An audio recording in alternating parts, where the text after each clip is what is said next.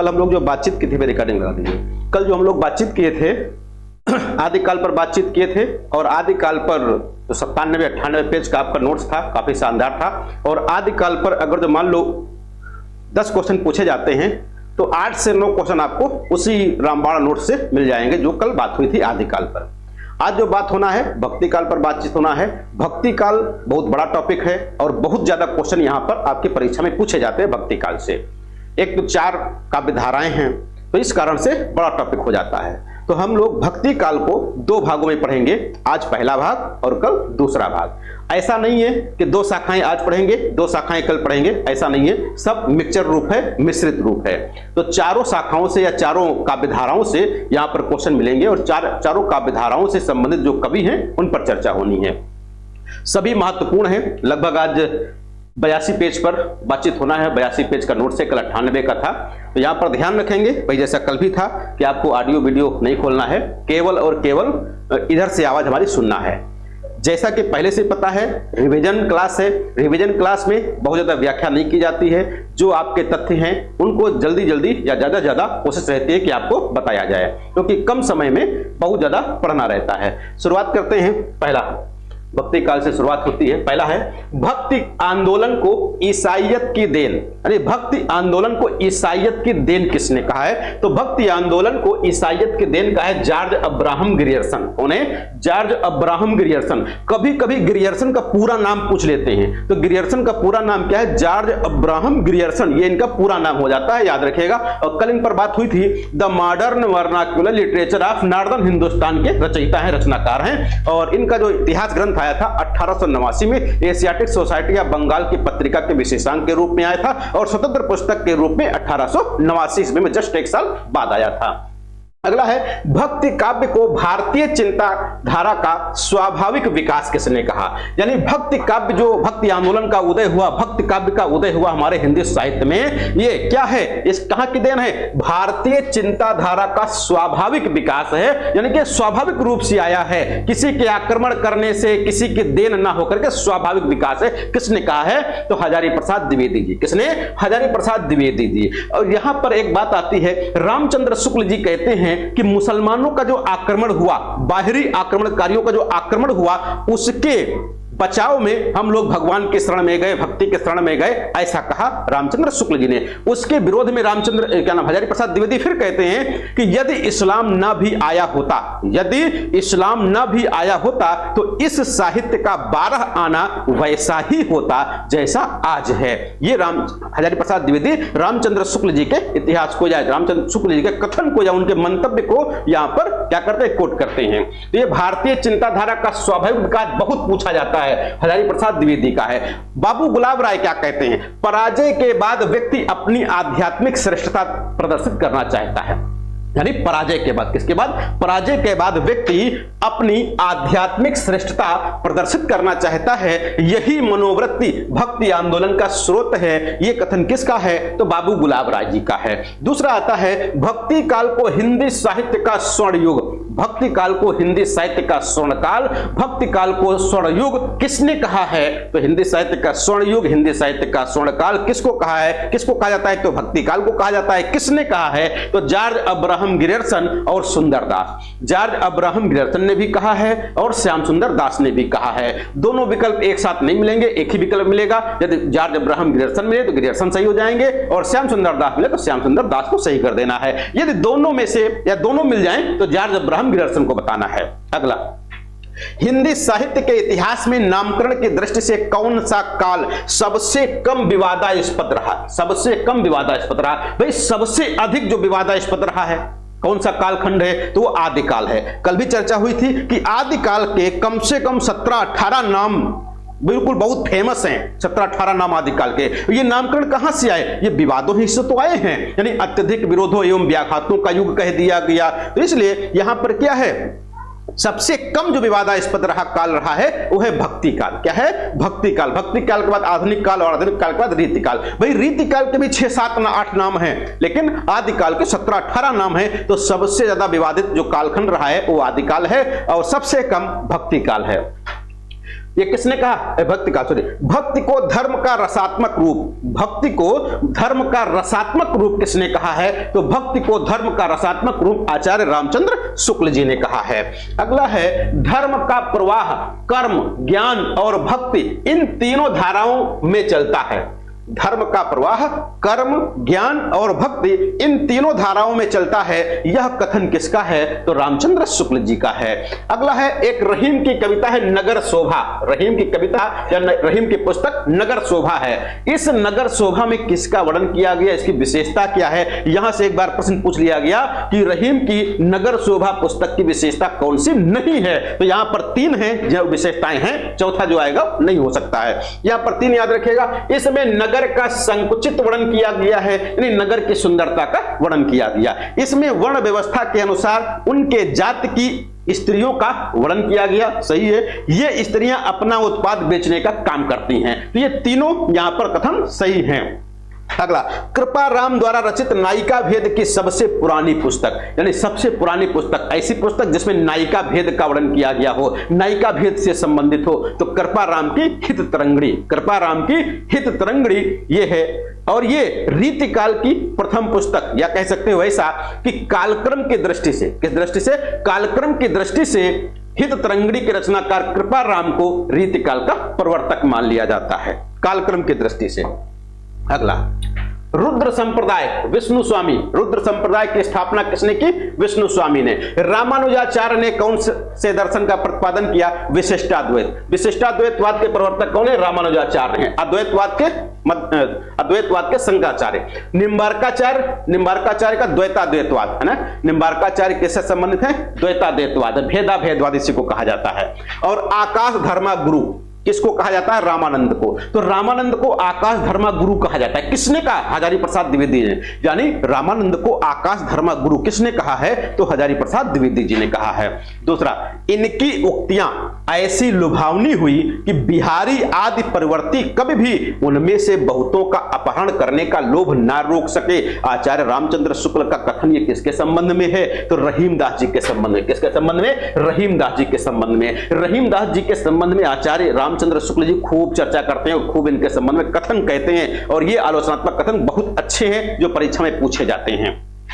भक्ति रसामृत सिंधु के रचयिता कौन है? रूप गोस्वामी, बहुत फेमस है, खूब पूछी जाती है। जिस प्रकार मीराबाई ने जाके सिर मोर मुकुट मेरो पति सोई, है ना, जाके सिर मोर मुकुट मेरो पति सोई, यानी जिसके सिर पर मोर के पंखों को बना हुआ मुकुट होगा वही हमारा पति होगा। इसी प्रकार की कृष्ण की भक्ति रूप में उपासना की इन्होंने। उसी प्रकार दक्षिण की कौन सी कवयित्री हैं जो भारतीय भक्त कवयित्री ने कहा कि स्वामी कृष्ण के अतिरिक्त किसी और को अपना पति नहीं बना सकती? तो भाई दक्षिण की बात किया जाए तो आंडाल है। कौन है? आंडाल, अंदाल, ये इनके नाम मिलते हैं।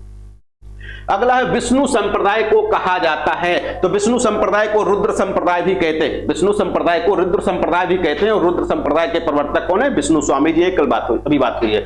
मान सहित विष खाए के शंभु भये जगदीश। क्या कहा? मान सहित विष खाए के शंभु भये जगदीश, बिना मान अमृत पिए राहु कटायो शीश। ये पंक्ति किसकी है? ये पंक्ति भाई रहीमदास जी की है। तुलसी के वचनों के समान रहीम के वचन भी हिंदी भाषी भूभाग में सर्वसाधारण के मुंह पर रहते हैं। यह कथन किसका है? रामचंद्र शुक्ल जी का। किसका है? रामचंद्र शुक्ल जी का कथन है रहीमदास जी के संबंध में। क्या कहा? कि तुलसी के वचनों के समान रहीम के वचन भी हिंदी भाषी भूभाग में सर्वसाधारण के मुंह पर रहते हैं। तो रामचंद्र शुक्ल जी का कथन है। अगला कहा गया कवित कहो दोहा कहो तुलो न छप्पे छंद, विरच्यो यह विचार कहे यह भखे रस छकंद। ये किसने कहा? तो भी रहीमदास जी की पंक्ति है। किसकी पंक्ति है? रहीमदास जी की पंक्ति है। खेट कौतुकम नामक ज्योतिष ग्रंथ, खेट कौतुकम जो ग्रंथ है ये ज्योतिष ग्रंथ है। 2013 में पूछा गया था टीजीटी में, खेट कौतुकम किस प्रकार का ग्रंथ है? तो खेट कौतुकम ज्योतिष ग्रंथ है। रचनाकार कौन है? रहीमदास जी हैं। उत्तर भारत में भक्ति का प्रसार करने का, यानी उत्तर भारत में भक्ति का प्रचार प्रसार करने का बीड़ा किसने उठाया था? तो रामानंद। इस संबंध में एक कथन भी बहुत फेमस है, भक्ति द्राविड़ी उपजी लाए रामानंद, प्रकट किया कबीर ने सात द्वीप नौखंड। सत्येंद्र का या कबीरदास जी का कथन माना जाता है, पंक्ति मानी जाती है, अभी आगे चर्चा होगी। तो यहां पर याद रखिएगा, उत्तर भारत में भक्ति का प्रचार प्रसार करने वाले विद्वान कौन है? तो रामानंद जी हैं। भक्ति आंदोलन को इस्लामी आक्रमण से पराजित हिंदू जनता की असहाय, हिंदू जनता की असहाय, यहां पर इतना देखो, इस्लामी आक्रमण से पराजित, बस समझ जाओ, इस्लाम मुसलमान जैसे ही कहा जाए रामचंद्र शुक्ल जी हो जाएंगे। तो इस्लामी आक्रमण से पराजित हिंदू जनता की असहाय एवं निराश मन स्थिति से किसने जोड़ा है? तो रामचंद्र शुक्ल जी हैं। यहां पर देखो वही कथन आ गया, भक्ति द्राविड़ी उपजी लाए रामानंद, प्रकट किया कबीर ने सात द्वीप नौखंड। ये यहां पर थोड़ा सा भ्रम की स्थिति है विद्वानों में कि ये पंक्ति कही किसके द्वारा गई है, ये दोहा किसके द्वारा कहा गया है। तो कहीं पर आपको कबीरदास जी का मिलेगा और कहीं पर डॉक्टर सत्येंद्र का मिल जाएगा। भाई प्रकट किया कबीर ने सात द्वीप नौखंड, वैसे पंक्ति से तो लग रहा है कि डॉक्टर सत्येंद्र का कहा गया होगा, लेकिन जैसा भी हो यहां पर हमको रिसर्च करने की आवश्यकता नहीं है, बस आवश्यकता ये विकल्प जो भी मिले दोनों में से कोई एक मिलेगा, आपको सही कर देना है। दिक्कत ये होगी जब दोनों विकल्प मिल जाएंगे तब आप सत्येंद्र का लगाओगे, कबीर का नहीं लगाओगे, क्योंकि कबीरदास इस प्रकार की बात कैसे कहेंगे? कबीर ने प्रकट किया, कबीर ने अपने लिए कबीर कैसे बात कर सकते हैं? आगे रामानुजाचार्य के गुरु थे, तो रामानुजाचार्य के गुरु बहुत फेमस है, कांचीपूर्ण थे, कांचीपूर्ण रामानुजाचार्य के गुरु थे। किसके भक्ति परक गीतों का संकलन अभंग के नाम से किया गया? तो अभंग के नाम से गीतों का संकलन किया गया नामदेव के। और हिंदी भक्ति काव्य का शुभारंभ, यानी भक्ति काव्य का शुभारंभ हिंदी में किससे माना जाता है? तो नामदेव से माना जाता है। और ये नामदेव ऐसे विद्वान हैं जो सगुण और निर्गुण दोनों प्रकार की, कैसे? सगुण और निर्गुण दोनों प्रकार की कविता करने वाले हैं। तो ये सगुण और निर्गुण दोनों प्रकार की कविता करने वाले भक्ति काल का कवि कौन है? तो नामदेव हो जाएंगे। दिव्य प्रबंधम के रचनाकार कौन है? या दिव्य प्रबंधम काव्य संकलन है आलवार भक्तों का। तो आलवार भक्तों के जो पद्य थे, जो कविताएं थी, उनका जो संकलन किया गया दिव्य प्रबंधम के नाम से किया गया। आलवार का शाब्दिक अर्थ क्या है? मग्न होना, प्रसन्न होना, मुग्ध होना। आलवार का शाब्दिक अर्थ क्या है? मुग्ध होना, प्रसन्न होना, ये इसका अर्थ हो जाता है मग्न होना। नम्मालवार के गीतों का सबसे पहले संपादन किया, नम्मालवार के गीतों का सबसे पहले संपादन किसने किया है? तो नाथ मुनि ने। आलवार भक्तों की संख्या कितनी है? तो आलवार भक्तों की संख्या भाई 12 है। और इन 12 आलवार भक्तों में एक महिला भक्त थी जिसका नाम आंडाल था। तो आंडाल, अंदाल, ये क्या है? महिला भक्त, जो 12 भक्तों में से एक थी। नैनारों की संख्या भाई 63 है, नैनारों की संख्या 63 है, आलवारों की संख्या 12। रामानुजाचार्य ने किसकी उपासना पर जोर दिया? तो विष्णु जी की। रामानुजाचार्य ने विष्णु जी की उपासना पर जोर दिया है। अवधूत मत किसे कहते हैं या अवधूत किसे कहते हैं? तो रामानंद के वैरागियों को अवधूत कहा गया है। हिंदी साहित्य का स्वर्ण युग कहा जाता है किसको? भक्ति काल को कहा जाता है। भक्ति आंदोलन को लोक जागरण कहा, भक्ति आंदोलन को लोक जागरण किसने कहा है? तो भक्ति आंदोलन को लोक जागरण कहने वाले हजारी प्रसाद द्विवेदी है। कौन है? हजारी प्रसाद द्विवेदी लोक जागरण कहते हैं। लेकिन यहीं पर अगर जोड़ दिया जाए थोड़ा सा, लोक जागरण काल, तो किसने कहा?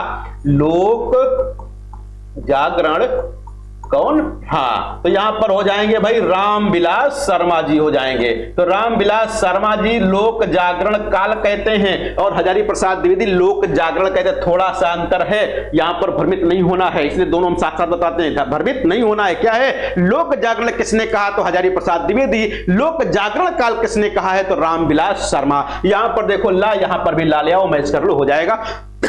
तो लोक जागरण काल रामविलास शर्मा और लोक जागरण हजारी प्रसाद द्विवेदी जी। भक्ति काल को बौद्ध धर्म की देन किसने कहा? हजारी प्रसाद द्विवेदी ने।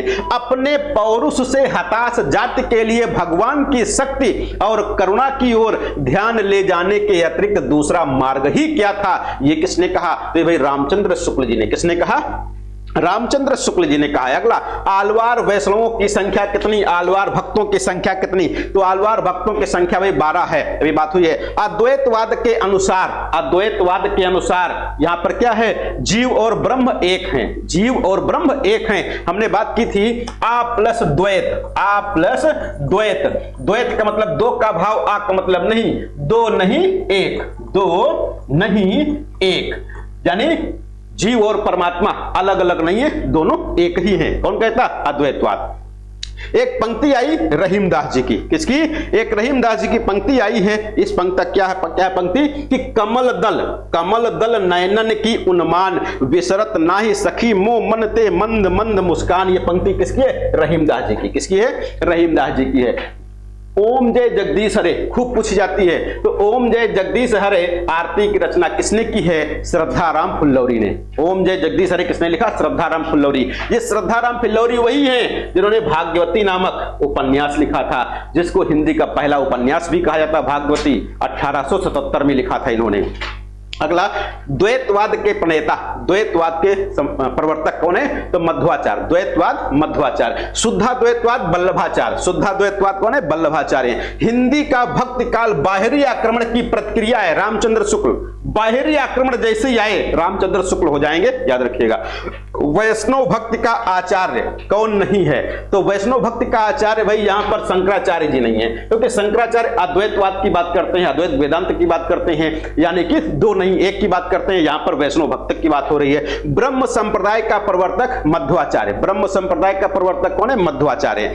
भ्रमर गुफा के लिए दूसरा उपयुक्त नाम क्या है? तो भ्रमर गुफा को ब्रह्मरंध्र कहा गया। भ्रमर गुफा को क्या कहा गया? ब्रह्मरंध्र कहा गया है। बरवई नायिका भेद का रचनाकार कौन है? तो बरवई नायिका भेद रहीमदास जी की पुस्तक है। इसी के अनुकरण पर तुलसीदास जी ने बरवई रामायण लिखा था। बरवई नायिका भेद रहीमदास जी की पुस्तक है, जो कि बरवई छंद में लिखी गई है, और इसी के अनुकरण पर, इसी से प्रेरणा लेकर के तुलसीदास जी ने बरवई रामायण लिखा था बरवई छंद में। तो तुलसीदास की बरवई रामायण है।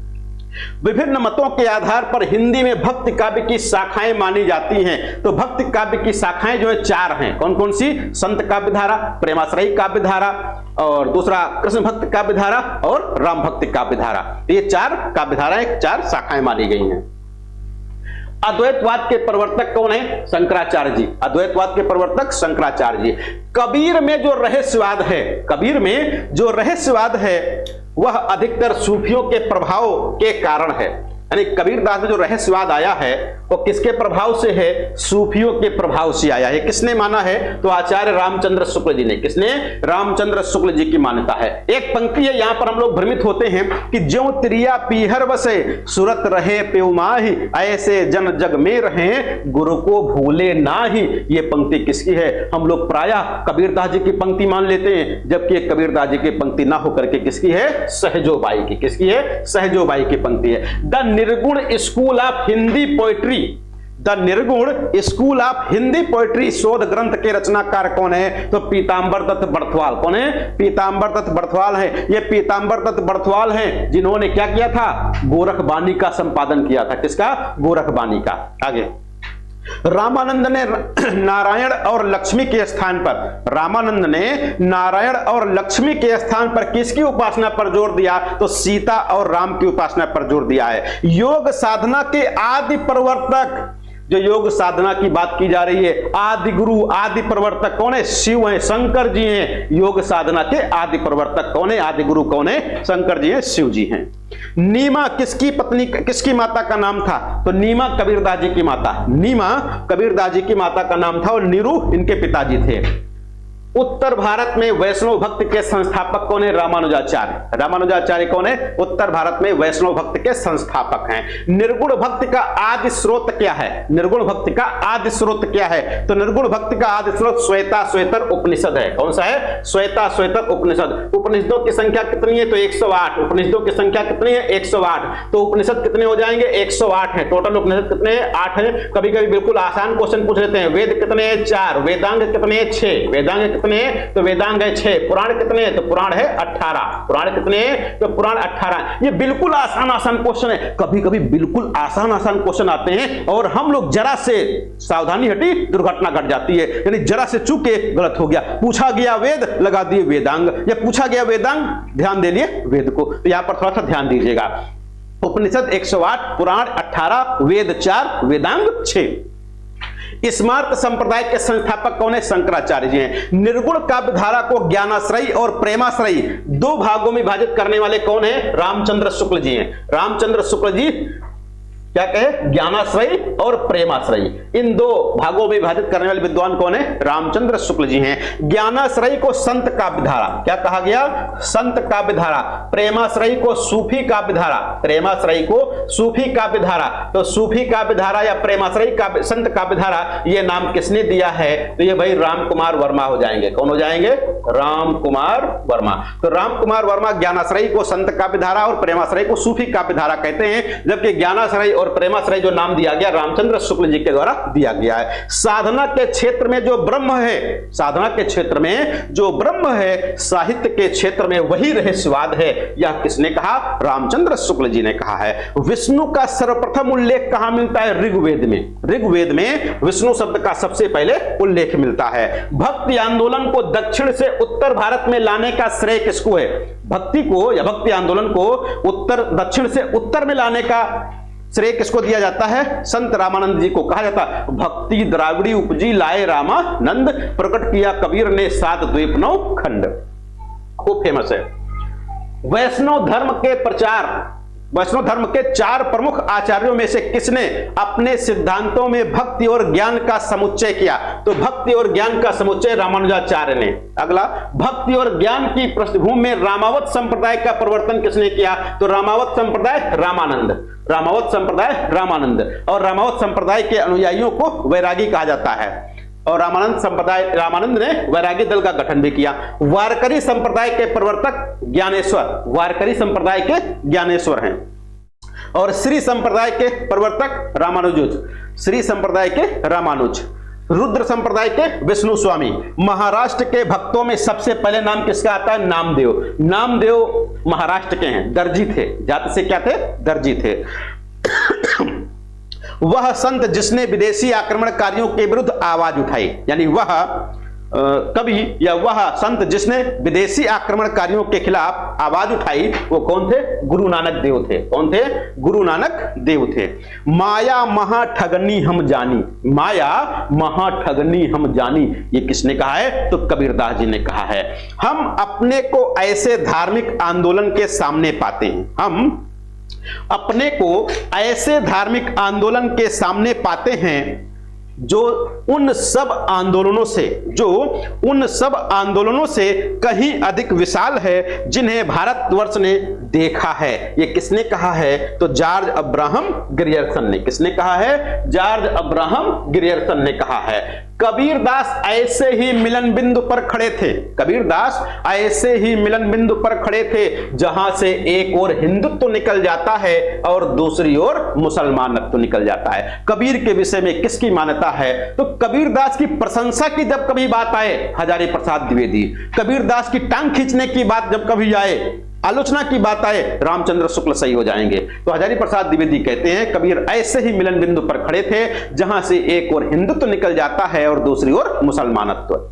निर्गुण भक्ति काव्य धारा में उदासी संप्रदाय के प्रवर्तक श्रीचंद जी हैं। कबीर का भक्ति आंदोलन विद्रोह मूलक है, कबीर का भक्ति आंदोलन विद्रोह मूलक है, तो गोस्वामी तुलसीदास का प्रतिरोधात्मक यह विचार करने वाले विद्वान कौन है, तो डॉक्टर बच्चन सिंह हैं। ये बच्चन सिंह वही है जिन्होंने हिंदी साहित्य का दूसरा इतिहास लिखा था, हिंदी साहित्य का दूसरा इतिहास लिखा था बच्चन सिंह।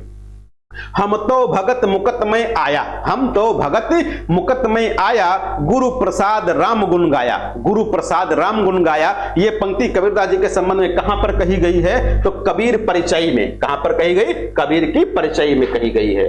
कबीर परिचय की रचनाकार कौन है भैया, कोई बताएगा, कबीर परिचय की रचनाकार कौन है, अनंत दास। हाँ बिल्कुल सही है। कबीर पूता राम का मुतिया मेरा नाव, कबीर पूता राम का मुतिया मेरा नाव, गले राम की जेवड़ी जित खींचे तित जाऊं। इस दोहे में किस तरह की मानसिकता व्यक्त हुई है, भाई यहां पर मानसिकता क्या है, जित खींचे तित जाऊं, जैसे खींचेगा जिधर खींचेगा उधर चला जाऊंगा, यानी कि आत्मसमर्पण, अपने आप को समर्पित कर दिया भगवान के चरणों में। अब वो जो कहेगा वही हमको करना, जिधर ले जाएगा उधर जाना है। अगला, कै बिरहन को मुच मीच दे, कै आपा दिखलाए, 8 पहर का दाक्षिणा, मोपे सहा न जाए। कितना आसान कहा गया। कै बिरहिन को मुच दे, यानी बिरहिणी आत्मा कहती है या तो इस बिरहिणी को मीच दो, मृत्यु दे दो, या तो फिर अपना दर्शन करा दो, अपने आप को दिखला दो। क्योंकि 8 पहर का जो दाक्षिणा है, 8 पहर का विरह की अग्नि में दाक्षिणा यानी जलना है, मोपे सहा न जाए, मुझसे सहा नहीं जा सकता है। क्योंकि यहां पर विरह की अतिशयता, इसकी विरह की अतिशयता, विरह बहुत ज्यादा है, इस कारण से यहां पर किस मानसिकता का प्रभाव है या किस स्थिति का वर्णन है, तो विरह की अतिशयता का है। कबीरदास ने अपने रहस्यवादी और दार्शनिक विचारों की व्याख्या की है। किस भाग में? भाई कबीरदास जी का जो बीजक है ये 3 भागों में संकलित है, 3 भागों में विभाजित है, रामायणी, शबद, साखी। रामायणी, शबद, साखी। वैसे हम लोग याद करते हैं साखी, शबद, रामायणी, याद करते हैं साखी, शबद, रामायणी याद करते हैं, लेकिन कभी कभी पूछ लेते हैं क्रम की दृष्टि से बताओ, क्रम की दृष्टि से बताओ। तो सबसे पहले रामायणी, फिर शबद, फिर साखी आता है। तो यहां पर रामायणी जो है, क्या है? रामायणी, जिसको कहीं कहीं रामायण लिखा मिल जाता है, तो रामायणी या रामायण, इसमें क्या कहा है? रहस्यवादी और दार्शनिक विचारों की व्याख्या की है। दूसरा जो साखी है, साखी में किसकी बात की है? तो साखी में जो बात की है, साखी का तत्सम क्या बताया गया था? साक्षी बताया गया था, प्रत्यक्ष दृष्टा, यानी कबीरदास जी ने जो इस संसार में देखा, जो इस समाज में देखा, परखा, उसकी जो बात की है, जो उपदेश दिए हैं सुधारने के लिए, है ना, वो हमारे कहां पर है? साखी में है। वह कवि जिसकी रचना से प्रभावित होकर अकबर ने गोवध बंद करा दिया था, तो गोवध बंद कराया दादू दयाल से प्रभावित होकर के। किससे? दादू दयाल से प्रभावित होकर के। चलती चाकी देख के दिया कबीरा रोए, 2 पाटन के बीच में साबुत बचा न कोई। कौन सी शब्द शक्ति है? व्यंजना शब्द शक्ति। कौन सी?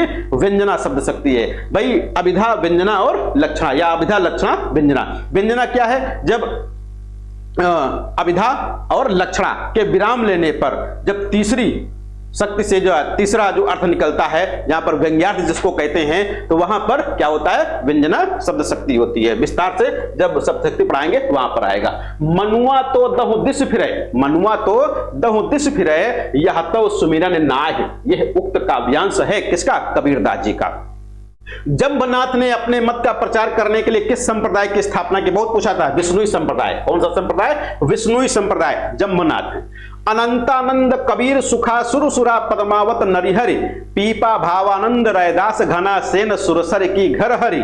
ये किसने कहा है? रामानंद के शिष्यों के बारे में सूची किसने दी है? कहां पर दी गई है? तो भक्तमाल में दी गई। कहां पर दी गई? भक्तमाल में दी गई है। पिछली बार एलटी ग्रेड के पेपर में रामानंद के शिष्यों में कौन सम्मिलित नहीं है, यह पूछा गया था वहां पर। तो ये 12 शिष्य हैं, भक्तमाल में भी कहे गए रामचंद्र शुक्ल जी के अनुसार या गोरख सिद्धांत के अनुसार, जैसा भी आपको 12 शिष्यों के नाम याद रखने हैं। कबीर की वाणी का संग्रह बीजक कहलाता है। कबीर की वाणी का संग्रह बीजक कहलाता है। बीजक का संकलन किसने किया था? कोई बताएगा? बीजक का संकलन किसने किया था? धर्मदास। धर्मदास कौन थे? इनके शिष्य थे। धर्मदास, है ना, कबीरदास जी के शिष्य थे। और कबीरदास जी का बीजक किसने संकलित किया? धर्मदास ने संकलित किया। दूसरा, धर्मदास के साथी एक थे, बीजक को लेकर के भाग गए थे। तो बीजक को लेकर के भागा कौन था? है ना, भगवान दास भग्गू थे। तो भगवान दास भग्गू बीजक को लेकर के भाग गए। वो भी कबीरदास जी के शिष्य थे। क्या थे?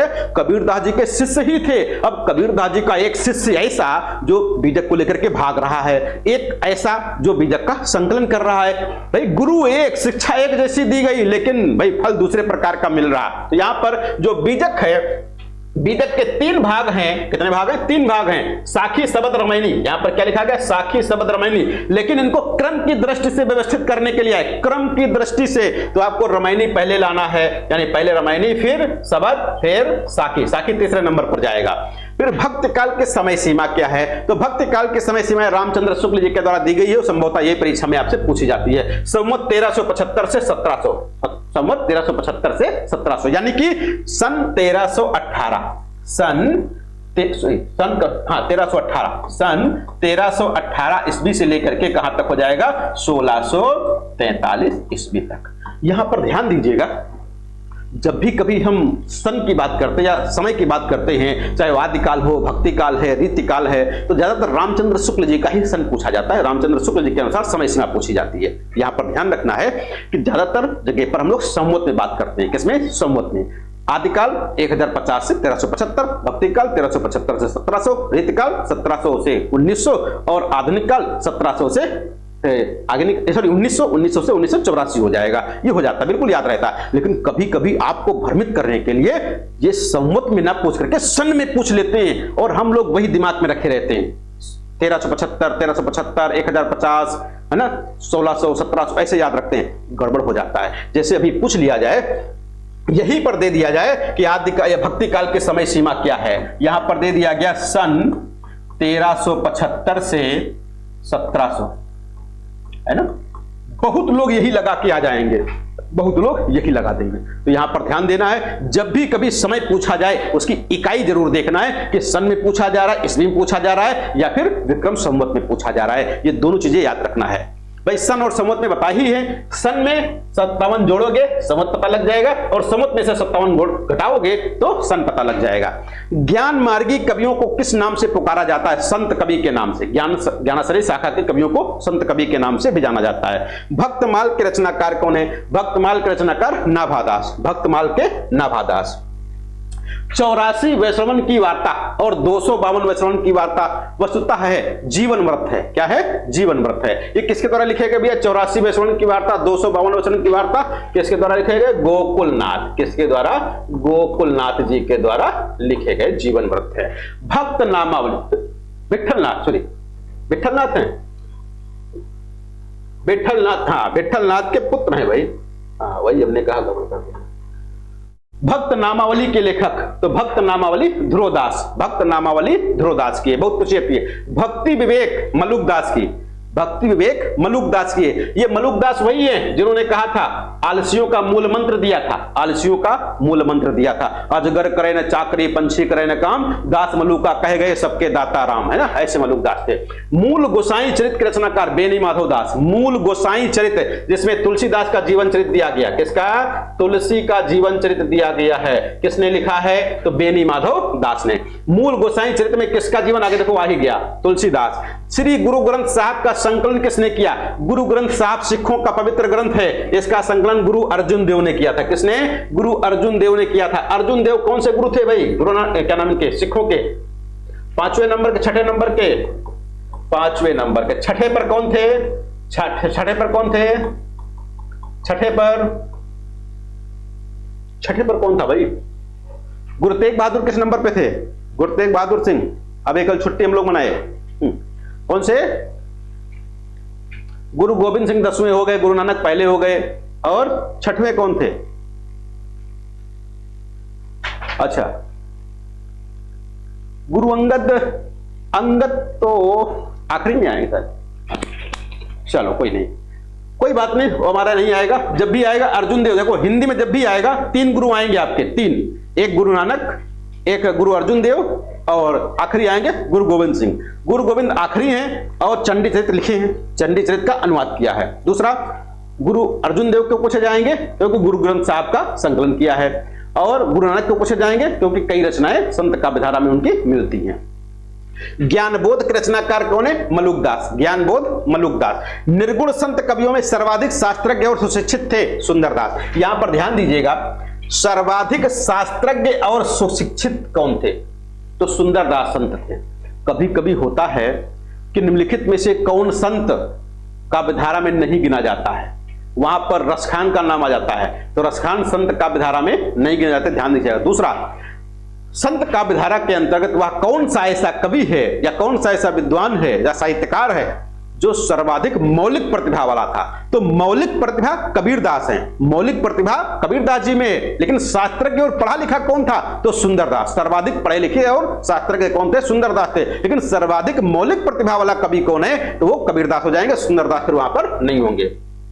अगला, तड़िया झाई पड़ी पंथ निहार निहार, जी भड़िया छाला पड़िया राम पुकार पुकार। इस साखी में कौन सी साधना पद्धति है? सूफी साधना पद्धति। कैसी?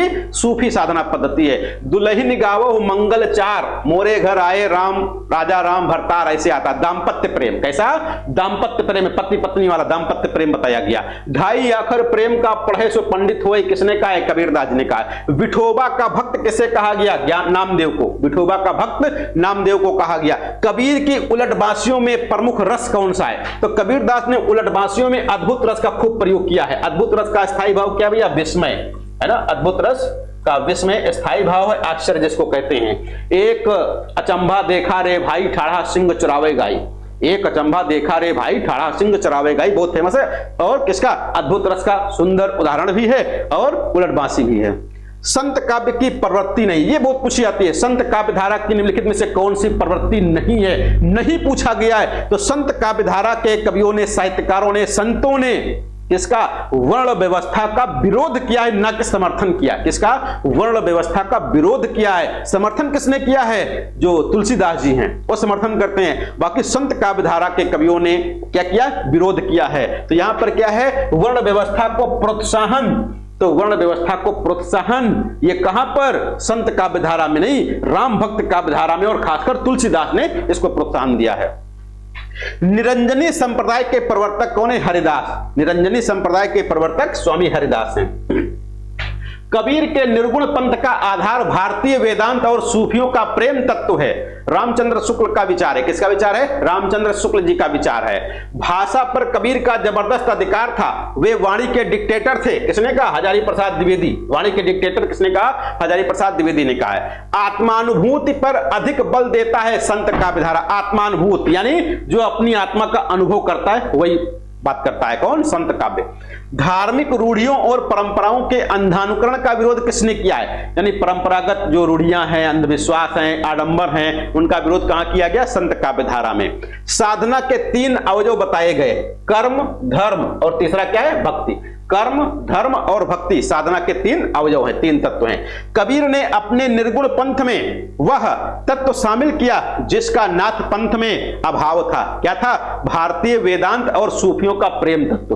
भारतीय वेदांत और सूफियों का प्रेम तत्व ये कहां पर नहीं था? नाथ पंथ में नहीं था, लेकिन कबीर ने अपने यहां इसको सम्मिलित किया है। ईश्वर के अस्तित्व को स्वीकार न करने वाला दर्शन कौन का है? ईश्वर के अस्तित्व को स्वीकार न करने वाला दर्शन कौन सा है? तो चार्वाक दर्शन। कौन है? चार्वाक दर्शन। ईश्वर के अस्तित्व को नहीं मानता। कबीर के परलोकवास होने पर उनकी गद्दी किसको मिली? तो कबीर के बाद उनकी गद्दी धर्मदास को मिली। धर्मदास कौन थे? उनके सर्वाधिक सुशिक्षित, सर्वाधिक योग्य शिष्य थे, इसलिए इनको मिल गई। इनके पुत्र को नहीं मिली। कमाल को कब मिली? धर्मदास के बाद कमाल को मिली। धर्मदास के बाद कमाल को मिली थी, लेकिन पहले कमाल को नहीं मिली थी। ध्यान रखिएगा, कमाल और धर्मदास दोनों ऑप्शन मिलेंगे। तो पहले धर्मदास है, इनको मिलेगी, फिर कमाल को मिलेगी। कबीर के काव्य में विद्यमान भावात्मक रहस्यवाद की झलक का कारण है। भाई भावात्मक रहस्यवाद कहां से आएगा?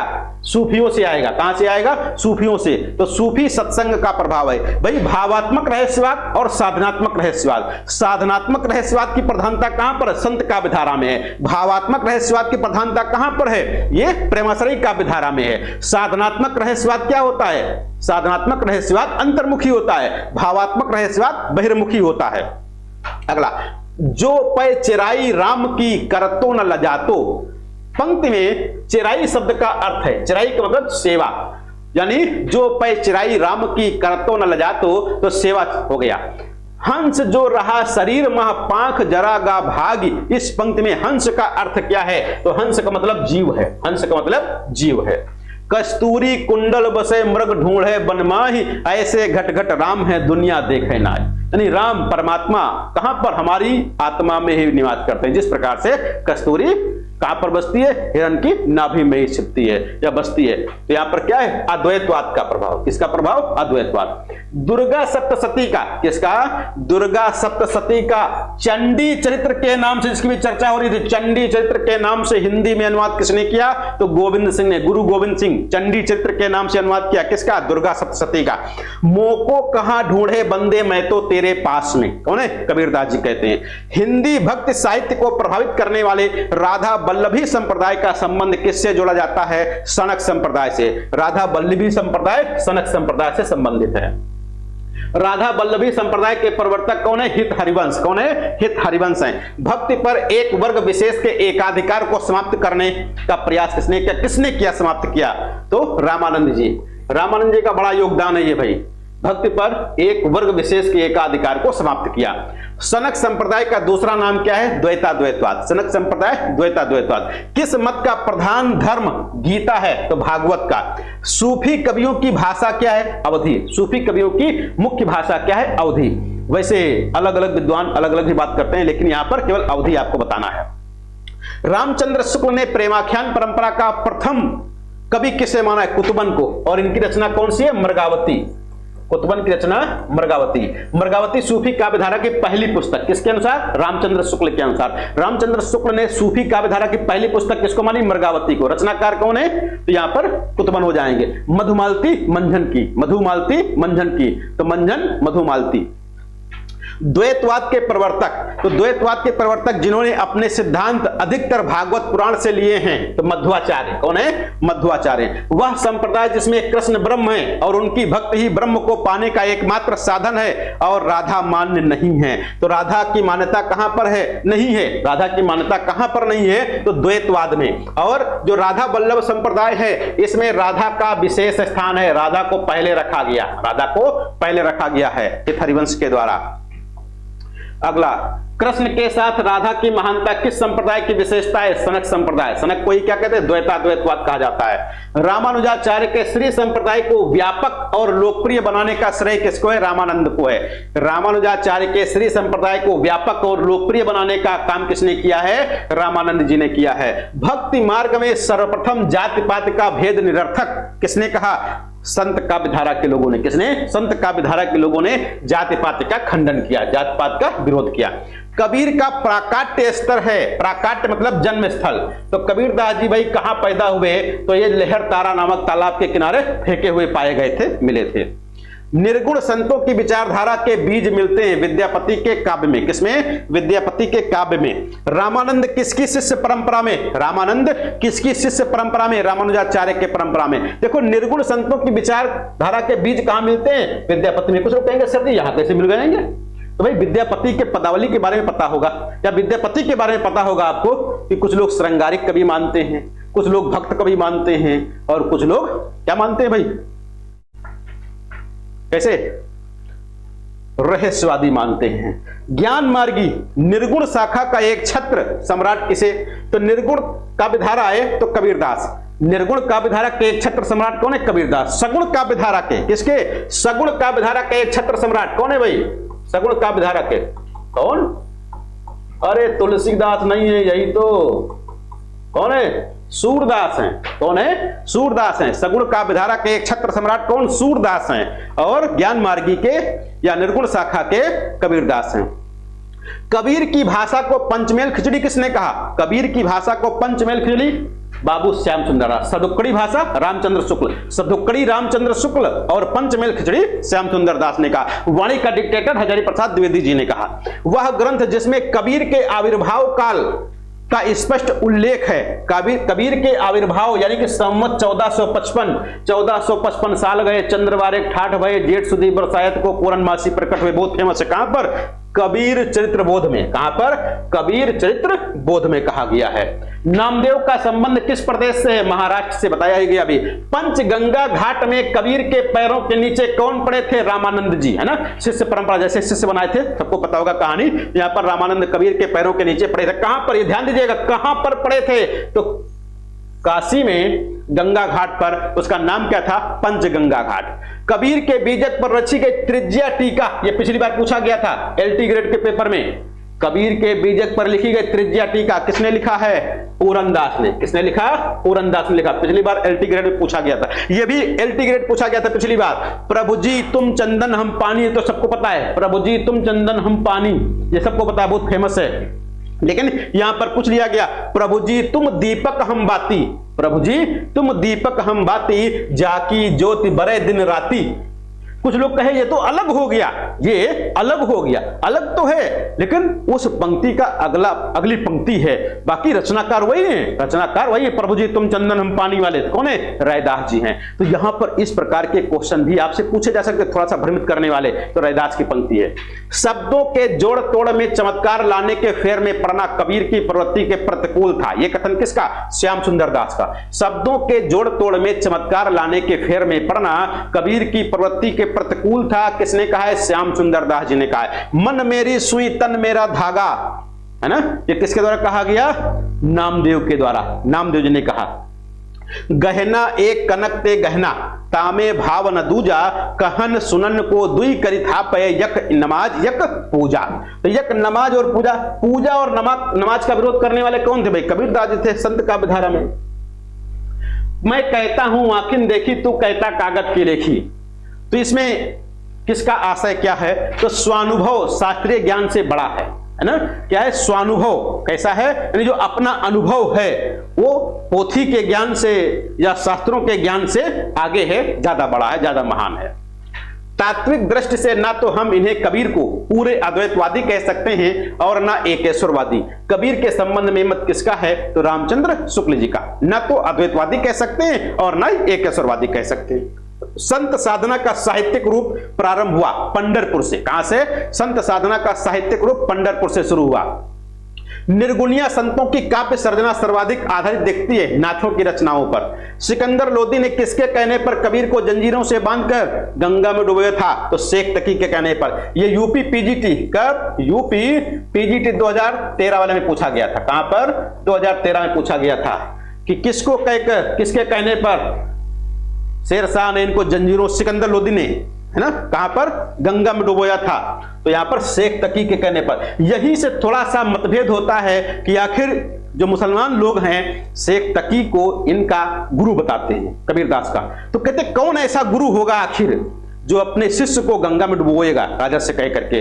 यहां पर थोड़ा सा लांछन लगता है। तो शेख तकी के कहने पर, किसके कहने पर? शेख तकी के कहने पर। किसने डुबोया था? तो सिकंदर लोदी ने। किसने डुबोया था? सिकंदर लोदी ने डुबोया था। अगला, भाषा बहुत परिष्कृत और परिमार्जित न होने पर भी कबीर की उक्तियों में कहीं कहीं विलक्षण प्रभाव और चमत्कार है।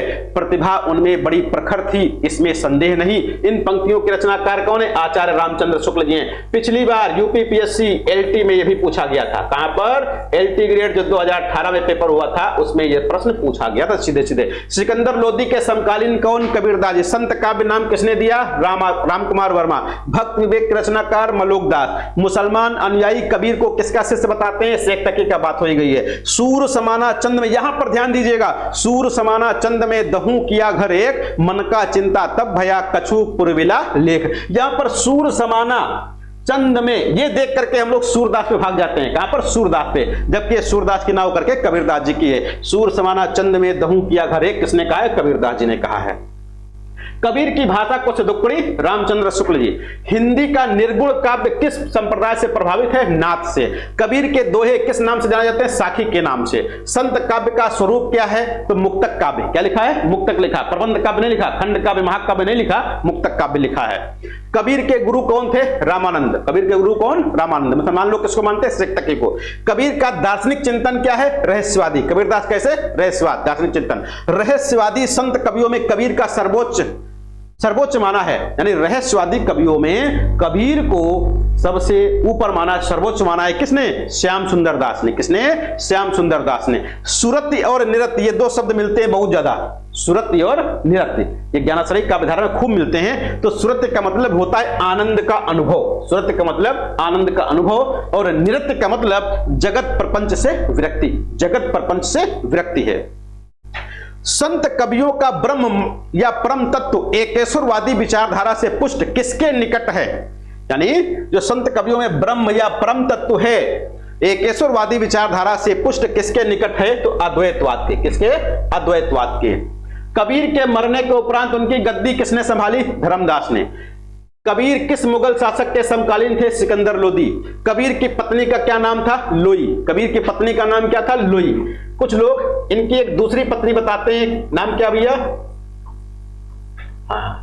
रमजनिया, ये दूसरा नाम है। यानी इनकी दो पत्नियों का उल्लेख करते हैं कहीं कहीं पर। भाई पुत्र और पुत्री तो कमाल और कमाली है ही है। नीरू नीमा इनके दंपत्ति, जुलाहे ने इनका पालन पोषण किया था, लेकिन पत्नी का नाम लोई बहुत फेमस है। लेकिन कुछ विद्वान इनकी दूसरी पत्नी का भी उल्लेख करते हैं जिनका नाम रमजनिया है। कबीर परिचय के लेखक कौन है? अनंत दास जी हैं। उलट बांसी का अर्थ क्या है? उलट बांसी का अर्थ है विशिष्ट प्रतीकात्मक काव्य शैली। विशिष्ट प्रतीकात्मक काव्य शैली है। कबीर की उलटबासियों का मुख्य उद्देश्य क्या है, यानी कबीरदास जी ने जो उलटबासियां कही हैं वो किस लिए कही हैं। जैसे अमीर खुसरो ने कहानियां या मुकरियां पहेलियां कही हैं तो मनोरंजन के लिए, वैसे ही इन्होंने उलटबासियां क्यों कही? कबीर का यानी काव्य का मर्म समझने के लिए जिज्ञासा पैदा करना। कबीर काव्य का मर्म समझने के लिए जिज्ञासा पैदा करना इनका मुख्य उद्देश्य था उलटबासी कहने के पीछे। कबीर को बिना महाकाव्य लिखे महाकवि किसने कहा? कबीर को बिना महाकाव्य लिखे महाकवि किसने कह दिया? तो राम स्वरूप चतुर्वेदी ने। किसने? राम स्वरूप चतुर्वेदी जी ने। दादू पंथ पहले किस नाम से प्रसिद्ध था? तो परम ब्रह्म संप्रदाय के नाम से। दादू पंथ को क्या कहते हैं? परम ब्रह्म संप्रदाय के नाम से पहले फेमस था। भक्ति काल का मूल कथ्य क्या है? तो भक्ति काल में भक्ति की बात की जाएगी और किसकी बात की जाएगी? संतों ने नारी के किस रूप की निंदा की है? कामिनी। संतों ने किसकी निंदा की है? किस रूप की नारी की? तो कामिनी रूप की। सिख संप्रदाय के प्रवर्तक एवं प्रथम गुरु कौन है? गुरु नानक जी हैं। नानक दर्शन का सार तत्व क्या है? जपजी बहुत पूछा जाता है। कबीर ने अपने परम तत्व को राम कहा है, इसी परम तत्व को गुरु नानक ने क्या कहा? तो शब्द कहा है। आचार्य रामचंद्र शुक्ल के अनुसार कबीर ने अपनी साखियों में सदुक्कड़ी भाषा का प्रयोग किया। सदुक्कड़ी से उनका अभिप्राय क्या था? यानी राजस्थानी पंजाबी मिली हुई खड़ी बोली। राजस्थानी पंजाबी मिली खड़ी बोली की बात है। अगला है सगुण भक्ति के प्रतिनिधि सूरदास माने जाते हैं। सगुण भक्ति के प्रतिनिधि, देखो अभी बात हो रही थी सगुण भक्ति के प्रतिनिधि, आप लोगों ने क्या बताया था? तुलसीदास बताया था। तो सगुण भक्ति के प्रतिनिधि कौन है? सूरदास माने जाते हैं। तो निर्गुण भक्ति के प्रतिनिधि माने जाते हैं कौन? कबीरदास जी। इसमें कोई संदेह नहीं कि कबीर को राम नाम रामानंद जी से प्राप्त हुआ था, पर आगे चलकर कबीर के राम रामानंद के राम से भिन्न हो गए। किसने कहा? रामचंद्र शुक्ल जी ने। बहुत दिनन थे प्रीतम पाए, भाग बड़े घरी बैठे आए, मंगलाचार्य माहि मन राखो, राम रसायन रसना चाखो। ये किसने कहा है? कबीरदास जी ने। किसने कहा है? कबीरदास जी ने कहा। बहुत फेमस है। 1455 साल गए चंद्रवारे ठाठ भये, जेठ सुदी बरसायत को पूरन मासी प्रकट भये। इससे पहले बात हो चुकी है। ये कहां पर कहा गया है? कबीर के जन्म के विषय में कहा गया। किसके विषय में? कबीर के जन्म के विषय में कहा गया है। आगे बात आती है कि इसमें कभी कोई संदेह नहीं, कबीरदास जी के संबंध में कहा गया। रामचंद्र शुक्ल जी का कथन है, बहुत फेमस है, कि इसमें कोई संदेह नहीं, इसमें कोई संदेह नहीं कि कबीर ने ठीक मौके पर जनता के उस बड़े भाग को संभाला जो नाथ पंथियों के प्रभाव से प्रेम भाव और भक्ति रस से शून्य और शुष्क पड़ते। फिर से देखो, इसमें कोई संदेह नहीं, इसमें कोई संदेह नहीं, इसमें कोई संदेह नहीं कि कबीर ने ठीक मौके पर जनता के उस बड़े भाग को संभाला, जनता के उस बड़े भाग को संभाला जो नाथ पंथियों के प्रभाव से प्रेम भाव और भक्ति रस से शून्य और शुष्क पड़ता जा रहा था। यह किसने कहा है? रामचंद्र शुक्ल जी ने कहा है। आगे, फूल मरे पर मरे न बासु, फूल मरे पर मरे न बासु। फूल मरता है लेकिन उसकी सुगंध नहीं मरती। किसने कहा? जायसी ने। पद्मावत का बंगला भाषा में अनुवाद किस नाम से किया गया? यानी किसने करवाया? आलो उजाला, है ना। आलो उजाला ने पद्मावत का बंगला में अनुवाद किया था। पिछली बार टीजीटी में पूछा गया, टीजीटी 2021 में पूछा गया था भाई। उदधि आई तेई बंधन कीना, इस दसमाध अमर पद लीना। किसने कहा है? जायसी की पंक्ति बहुत फेमस है। नागमती वियोग खंड लिखा गया है 12 मासा शैली में। किसमें? 12 मासा शैली में लिखा गया है। और नागमती वियोग खंड जो लिखा गया है 12 मासा शैली में लिखा गया है, इसमें 12 मासा की शुरुआत किस मास से हुई है? आषाढ़ मास से। किस मास से? आषाढ़ मास से हुई है। यह आशिक मासूकों का निर्लज्ज प्रलाप नहीं, बहुत अच्छी बात कही गई। यह आशिक मासूकों का निर्लज्ज प्रलाप नहीं है, यह हिंदू गृहिणी की विरहवाणी है। इसका सात्विक मर्यादापूर्ण माधुर्य मनोहर है। नागमती की विरह दशा के बारे में यह किसने कहा है? तो रामचंद्र शुक्ल जी ने। मलिक मोहम्मद जायसी ने आखिरी कलाम में किसकी प्रशंसा की है? तो बाबर की। आखिरी कलाम में किसकी प्रशंसा? बाबर की। लेकिन पद्मावत में किसकी प्रशंसा? पद्मावत में किसकी प्रशंसा की है? शेरशाह सूरी की है ना। हाँ, शेरशाह सूरी की प्रशंसा की है, ना कि रतन सेन की। रतन सेन की प्रशंसा नहीं की, रतन सेन का उल्लेख किया, रतन सेन के जीवन के बारे में बात की है, कहानी कही है, जबकि शेरशाह सूरी की प्रशंसा की है। शेरशाह दहली सुल्तानू, है ना, इस प्रकार से पंक्ति आती है। उन्होंने सामान्य हृदय तत्व की सृष्टि व्यापिनी भावना द्वारा मनुष्य और पशु पक्षी सबको एक जीवन सूत्र में बद्ध देखा है। यहां पर ध्यान रखो, जब भी कभी पशु पक्षी जीव जंतु की बात आती है हम लोग तुलसीदास पे चले जाते हैं। तुलसीदास पे, तुलसीदास नहीं सही, यहां पर कौन है? जायसी जी सही है। कौन है? जायसी जी सही है। जायसी जी अभी देखो आएगा, जहां पर जायसी जी के बारे में पशु पक्षियों की बात आएगी, हे भंवरा हे खाक करके बात करते हैं। तो जायसी ने नागवती वियोग खंड में 12 मासा का प्रारंभ किस महीने से? आषाढ़ मास से बताया गया है। टप टप बूंद परहि जस ओला, विरह पवन होई मारे झोला। इसमें आचार्य रामचंद्र शुक्ल का रेखांकित अंश से आशय ग्रहण कीजिए। तो यानी कि पूरी की बात हो रही है। तो वात के प्रभाव से, किसे? वात के प्रकोप से अंग का सुन्न हो जाना, इसका अर्थ हो जाता है, सामान्य रूप से भाव है। नानक देव जी के पदों को गुरु ग्रंथ साहिब के किस प्रकरण में संकलित किया गया? बहुत महत्वपूर्ण है। नानक देव जी के पदों को गुरु ग्रंथ साहब के किस प्रकरण में? महिला में संकलित किया गया। मीराबाई के गुरु का नाम क्या है? रैदास। संत रैदास किसके शिष्य थे? संत रैदास किसके शिष्य थे? तो संत रैदास किसके शिष्य थे? रामानंद के। भाई रामानंद के शिष्य रैदास, रैदास के शिष्य मीराबाई। मीराबाई के गुरु कौन? रैदास। मीराबाई के गुरु रैदास, रैदास के गुरु रामानंद। अंगवधू में किसकी रचनाएं संकलित हैं? दादू दयाल। अंगवधू में दादू दयाल की रचनाएं संकलित हैं। दादू की रचनाओं का संग्रह हरडेवाणी के नाम से किसने किया? तो संत दास और जगन्दास। संत दास और जगन्दास ने हरडेवाणी नाम से संकलन किया है दादू की रचनाओं का। कौन सा शासक दादू के उपदेशों से बहुत प्रभावित हुआ? अकबर। दादू साहब ने किस संप्रदाय की स्थापना की? परम ब्रह्म दादू संप्रदाय जिसको कहते हैं। ज्ञान समुद्र और सुंदर विलास, ज्ञान समुद्र और सुंदर विलास के रचयिता कौन है? सुंदरदास हैं। सुंदरदास वही है जो संत कवियों में सबसे ज्यादा शास्त्रज्ञ और पढ़े लिखे थे। मलुकदास की रचनाओं में सर्वाधिक महत्वपूर्ण रचना कौन सी है? ज्ञानबोध है। दादू दयाल की शिष्य परंपरा के किस संत ने सत्यनामी संप्रदाय चलाया? तो सत्यनामी संप्रदाय किसने चलाया? जगजीवन दास ने। और ये जगजीवन दास कहां से? भैया हमारे जिले से, बाराबंकी से। कहां से हैं? बाराबंकी से, याद रखिएगा, कोटवा धाम।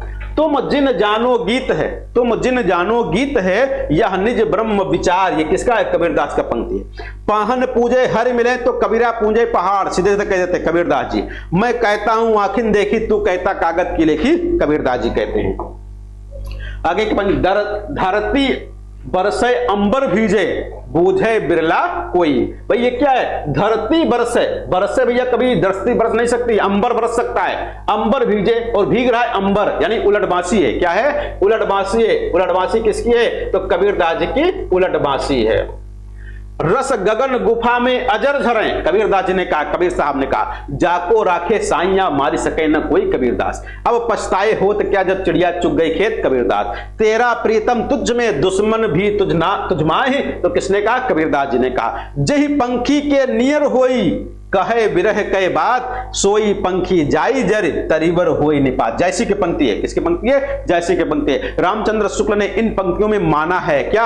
ऊहात्मक पद्धति। कैसी? ऊहात्मक पद्धति, यानी जिसको पढ़ करके सुन करके हंसी आ जाए, ऊहात्मक पंक्ति। ये ज्यादातर कबीर में बहुत मिलती है। कहां पर? सॉरी कबीर नहीं, जो बिहारी लाल है, बिहारी लाल में खूब मिलती है ये पंक्ति। यहां पर कहां पर है? तो जायसी में। पीयूषो कहो संदेशला, देखो आ गया, पीयूषो कहो संदेशला, हे भंवरा हे काग, सो धन बिरहे जरमुई तेहिक धुआं हम लाग। यानी भंवरा काला हो गया, कौवा काला हो गया। क्यों हो गया? क्योंकि उसकी बिरहड़ी पत्नी जल करके कोयला हो गई है, जल गई है, उसका धुआं लगा, इस कारण से काले हो गए। कहां पर? आवेग की दशा में यही उचित है, यानी कि विरह की अतिशयता यहां पर भी चित्रित की गई। आगे आता है, अलग अलग संबोधित किया गया। ठीक है। ज्ञानदीप नामक प्रेमाख्यान काव्य की नायिका कौन है? तो देवयानी। वैसे आपको ध्यान रखना है, जो प्रेमाश्रयी काव्यधारा की रचनाएं हैं, किसकी? प्रेमाश्रयी काव्यधारा की रचनाएं हैं, उनमें जो नामकरण किया गया, शीर्षक दिया गया है, वो नायिकाओं के नाम पर दिया गया। कुछ एक रचनाएं हैं जो नायिकाओं के नाम पर ना होकर के नायक के नाम पर है, जैसे ये ज्ञानदीप। तो ज्ञानदीप की नायिका कौन है? देवयानी है। जायसीकृत पद्मावत में प्रयुक्त छंद कौन सा? चौपाई और दोहा। अंगद पैज ईश्वरदास की रचना है। मृगावती की रचनाकार कुतुबन बात हो चुकी है। सन 927 आहा, कथा आरंभ बैन कभी कहा। सन 927 का मतलब क्या है? 1520 ईस्वी, यानी जो जायसी ने पद्मावत लिखा था, शुरुआत की थी, उसकी बात हो रही है। ये पीजीटी 2013 में पूछा गया था। कहां पर? पीजीटी 2013 में। रचना काल के दृष्टि से ग्रंथों का सही अनुक्रम क्या है? तो मृगावती, ज्ञानदीप, इंद्रावती, अनुराग बांसुरी। भाई इंद्रावती, अनुराग बांसुरी नूर मोहम्मद की सबसे आखिरी में जाती है। मृगावती 1503 है, सबको पता ही है। सूफी काव्य परंपरा की सर्वश्रेष्ठ रचना, सूफी काव्य परंपरा की सर्वश्रेष्ठ रचना कौन सी है? पद्मावत। सूफी काव्य परंपरा की सर्वश्रेष्ठ रचना पद्मावत है।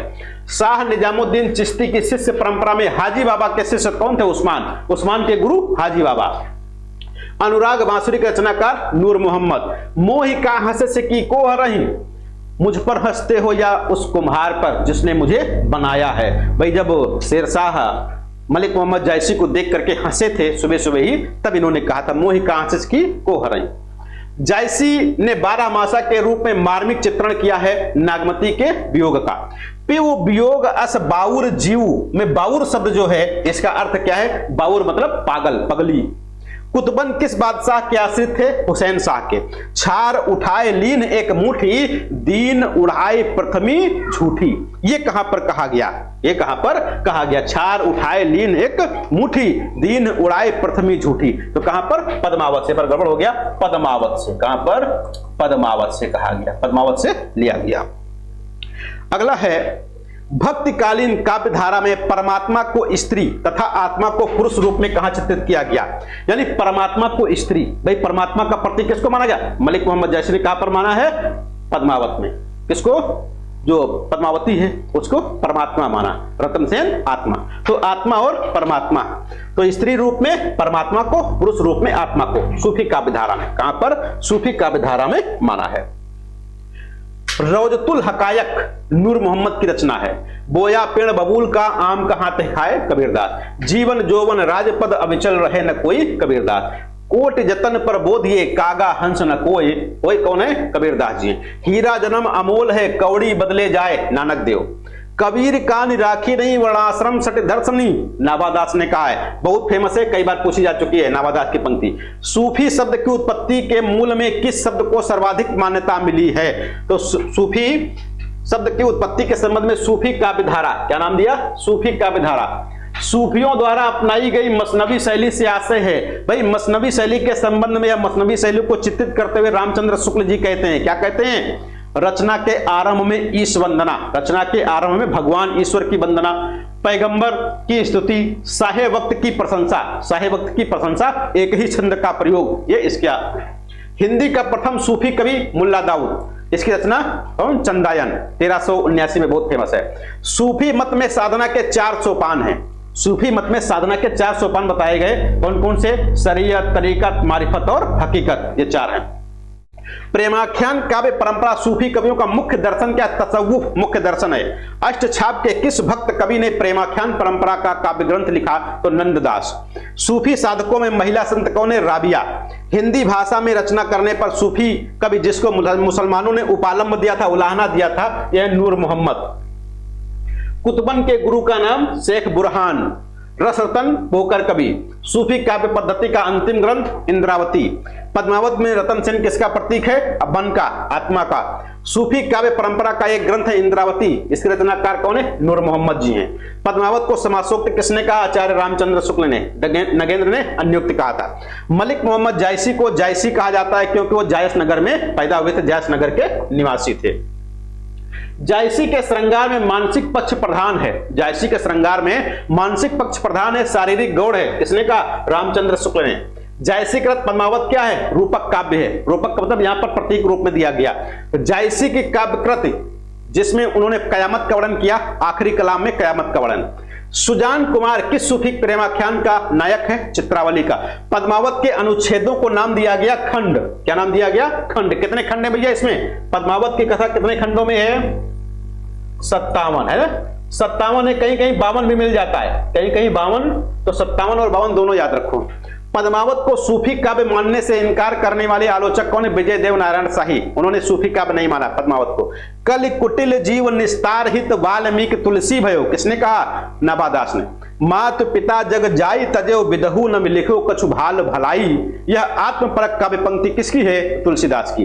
कीरति भनित भूति भल सोई सुर सरि सम सब कहाँ हित होई।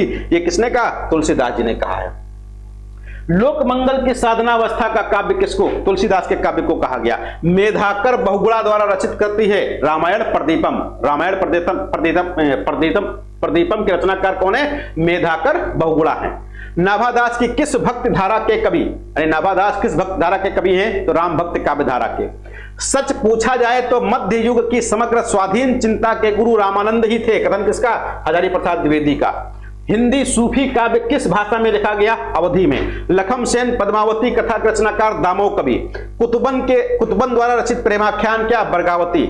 मधुमालती के रचनाकार मंझन। मधुमालती प्रेमाख्यान का नायक कौन है? मनोहर। मधुमालती का मनोहर है नायक। मुल्ला दाऊद का चंदायन किस लोर कथा पर आधारित है? चनैनी। चंदायन में अलौकिक सत्ता का प्रतीक कौन है? चंदा।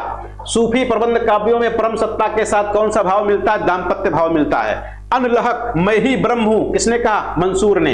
इसी कारण इनको सूली पर चढ़ाया गया था। जायसी से पूर्व की प्रेमाख्यानक काव्यकृति प्रेमावती के रचयिता कौन है? रंजन कवि। कौन है? रंजन कवि ने क्या लिखा? प्रेमावती लिखा था। रंजन ने क्या लिखा? प्रेमावती लिखा था। आगे अखरावट काव्य कृति के रचनाकार मलिक मोहम्मद जायसी। देवनागरी वर्णमाला के एक एक अक्षर को लेकर सिद्धांत भरी तत्वों से चौपाइयां कही गई अखरावट में। प्रेम की पीर का कवि जायसी को। प्रेम की पीर का कवि जायसी को। जायसी के अलावा घनानंद भी आगे मिल सकते हैं रीतिकाल में। सूफी कवियों को कहा जाता है प्रेम मार्गी। सूफी कवियों को क्या कहते हैं? प्रेम मार्गी काव्य धारा के कवि कहते हैं। किस सूफी कवि ने अपनी कृति में चौपाइयों के बीच में दोहा न रख करके बरवे रखा है? नूर मोहम्मद। कुतुबन मृगावती को सूफी प्रेमाख्यान परंपरा का प्रथम काव्य किसने माना है? तो कुतुबन कृत मृगावती को। तो मृगावती को किसने माना था? रामचंद्र शुक्ल जी ने। उन्होंने रचना नैपुण्य का भद्दा प्रदर्शन कहीं नहीं किया है और ना शब्द चमत्कार आदि के खिलवाड़ में वे फंसे हैं। उनकी सी भाषा की सफाई और किसी कवि में नहीं है। शुक्ल जी का यह कथन किसके संबंध में? तुलसीदास जी के संबंध में। कवित्व विवेक एक नहीं मोरे सत्य कहूं कही लिख कागज कोरे किसने कहा? तुलसीदास जी ने। संवत 1631 करऊं कथा हरिपद धर शीशा। यह पंक्ति कहां पर कही गई? रामचरितमानस जब शुरुआत हुई थी लिखने की तब की बात हो रही है। संवत 1631 करऊं कथा हरिपद धर शीशा रामचरितमानस के लिए। आगे बात आता मानव प्रकृति का ज्ञान तुलसीदास से अधिक उस युग में किसी को नहीं था। ये किसने कहा? हजारी प्रसाद द्विवेदी जी ने। गोरख जगायो जोग भगत भगायो लोग किसने कहा? तुलसीदास का कवितावली से लिया गया। साखी शब्दी दोहरा, ये पिछली बार पूछा गया, कई बार परीक्षाओं में पूछा जा चुका है। साखी शब्दी दोहरा कही कहनी उपखान भगत निरूपय भगत कलि निंदहि वेद पुराण। तुलसीदास जी ने कहा। राम कैसो जस अध उरध गगन है किसने कहा? सेनापति ने कहा। खेती न किसान को भिखारी को न भीख बल बनिज को बनिज न चाकर को चाकरी। कहां पर? कवितावली में। ब्रज भाषा का वह कवि जो ऋतुवर्णन के लिए फेमस है? सेनापति। तुलसीदास की वह कृति जो कांडों में विभाजित है? पार्वती मंगल। पार्वती मंगल क्या है? कांडों में विभाजित नहीं है, यह पूछा गया है। पिछली बार पूछा गया था किसमें? असिस्टेंट प्रोफेसर में। भक्ति काल का वह कवि जिसने संस्कृत को छोड़कर भी संस्कृत की शास्त्रीय परंपरा का निर्वहन किया है? तुलसीदास जी। भक्ति रस का पूर्ण परिपाक जैसा विनय पत्रिका में देखा जाता है वैसा अन्यत्र नहीं, ये रामचंद्र शुक्ल जी का कथन। हनुमत चरित्र के रचनाकार कौन है? रायमल्ल पांडे जी हैं। पूछा गया, बहुत महत्वपूर्ण है। वियोगी हरि ने तुलसीदास जी को परिगणित किया है रामानंदी संप्रदाय में, यानी वियोगी हरि के अनुसार तुलसीदास जी रामानंदी संप्रदाय के हैं। प्रेम और श्रृंगार का ऐसा वर्णन जो बिना लज्जा और संकोच के सबके सामने पढ़ा जा सके गोस्वामी जी का ही है। यह किसने कहा? रामचंद्र शुक्ल जी ने। डॉक्टर हजारी प्रसाद द्विवेदी ने सूफी प्रेमाख्यान परंपरा की प्रथम कृति किसे माना? ईश्वर दास का सत्यवती कथा को। हजारी प्रसाद द्विवेदी ने सत्यवती कथा को सूफी काव्य परंपरा की पहली पुस्तक माना है। मलिक मोहम्मद जायसी के गुरु कौन थे? सैयद अशरफ और शेख मोहिउद्दीन, दोनों गुरु माने थे। शेख मोहिउद्दीन और सैयद अशरफ, दोनों में से कोई एक आपको परीक्षा में मिल जाएगा। आचार्य शुक्ल जी ने सूफी कवियों की प्रेम पद्धति में सर्वाधिक महत्वपूर्ण माना है प्रेम की पीर माना है। सूफी मत में वर्णित 4 अवस्थाओं शरीयत, तरीकत, मारिफत और हकीकत की भक्ति मार्ग के साथ सही क्रम संगति क्या होगी? आचरण, उपासना, सिद्धावस्था और सत्यबोध। यहां पर ध्यान दीजिएगा, एक मारिफत है और एक हकीकत है। इसको कहीं कहीं आगे पीछे मिल जाता है, कहीं मारिफत पहले मिलता है, हकीकत बाद में मिलता है, कहीं हकीकत पहले मिलता है, मारिफत बाद में मिलता है। वैसे यहां पर जो दिया गया शुद्ध क्रम दिया गया, कैसा है? शुद्ध क्रम है। अगर फारसी की कोई भी किताब पढ़ोगे जहां पर इनके बारे में बात की गई होगी, वहां पर यही क्रम आपको दिया गया होगा। गाइडों में कहीं कहीं पर इससे इतर मिल जाता, इधर का उधर है। तो यहां पर ध्यान दीजिएगा, जो यहां पर शरीयत है वो आचरण है, जो तरीकत है वो उपासना है, जो मारिफत है ये सिद्धावस्था है, और जो हकीकत है ये सत्यबोध है। और यही क्रम आपको याद रखना, परीक्षा में यही आएगा। अगला, सूफी कवियों का सबसे प्रिय अलंकार कौन सा है? तो सूफी कवियों ने समासोक्ति अलंकार का खूब प्रयोग किया। और जायसी का प्रिय अलंकार हेतुत्प्रेक्षा, जायसी का प्रिय अलंकार हेतुत्प्रेक्षा है। भारतीय अद्वैतवाद में जो स्थान माया का है, सूफी काव्य में वह स्थान किसका है? शैतान का। पद्मावत को प्रकाश में लाने का श्रेय किस आलोचक को है? रामचंद्र शुक्ल को। रामचंद्र शुक्ल पद्मावत को प्रकाश में लाए। पद्मावत की कथावस्तु के पूर्वार्ध भाग को आलोचकों ने माना है काल्पनिक माना। कैसे माना? काल्पनिक। जो उत्तरार्ध भाग है बात का, जिसमें अलाउद्दीन खिलजी की भी बात आती है, उसको ऐतिहासिक माना जाता है। पद्मावत में वर्णित प्रतीकात्मक शब्द हृदय किसके लिए प्रयुक्त हुआ है? सिंघल द्वीप। सिंघल द्वीप को क्या माना गया? हृदय माना गया, या सिंघल द्वीप को हृदय। हाँ, पद्मावत में पद्मिनी किसका प्रतीक है? परम सत्ता का। पद्मिनी मतलब पद्मावती, क्या हो जाएगा? पद्मावती। तो पद्मावती किसका प्रतीक? परम सत्ता का। पद्मावत की भाषा क्या है? ठेठ अवधि। ठेठ अवधि। रामचरितमानस की भाषा क्या है? संस्कृतनिष्ठ अवधि। पद्मावत का कौन सा खंड हिंदी साहित्य के अनुपम निधि माना जाता है? नागवती वियोग खंड।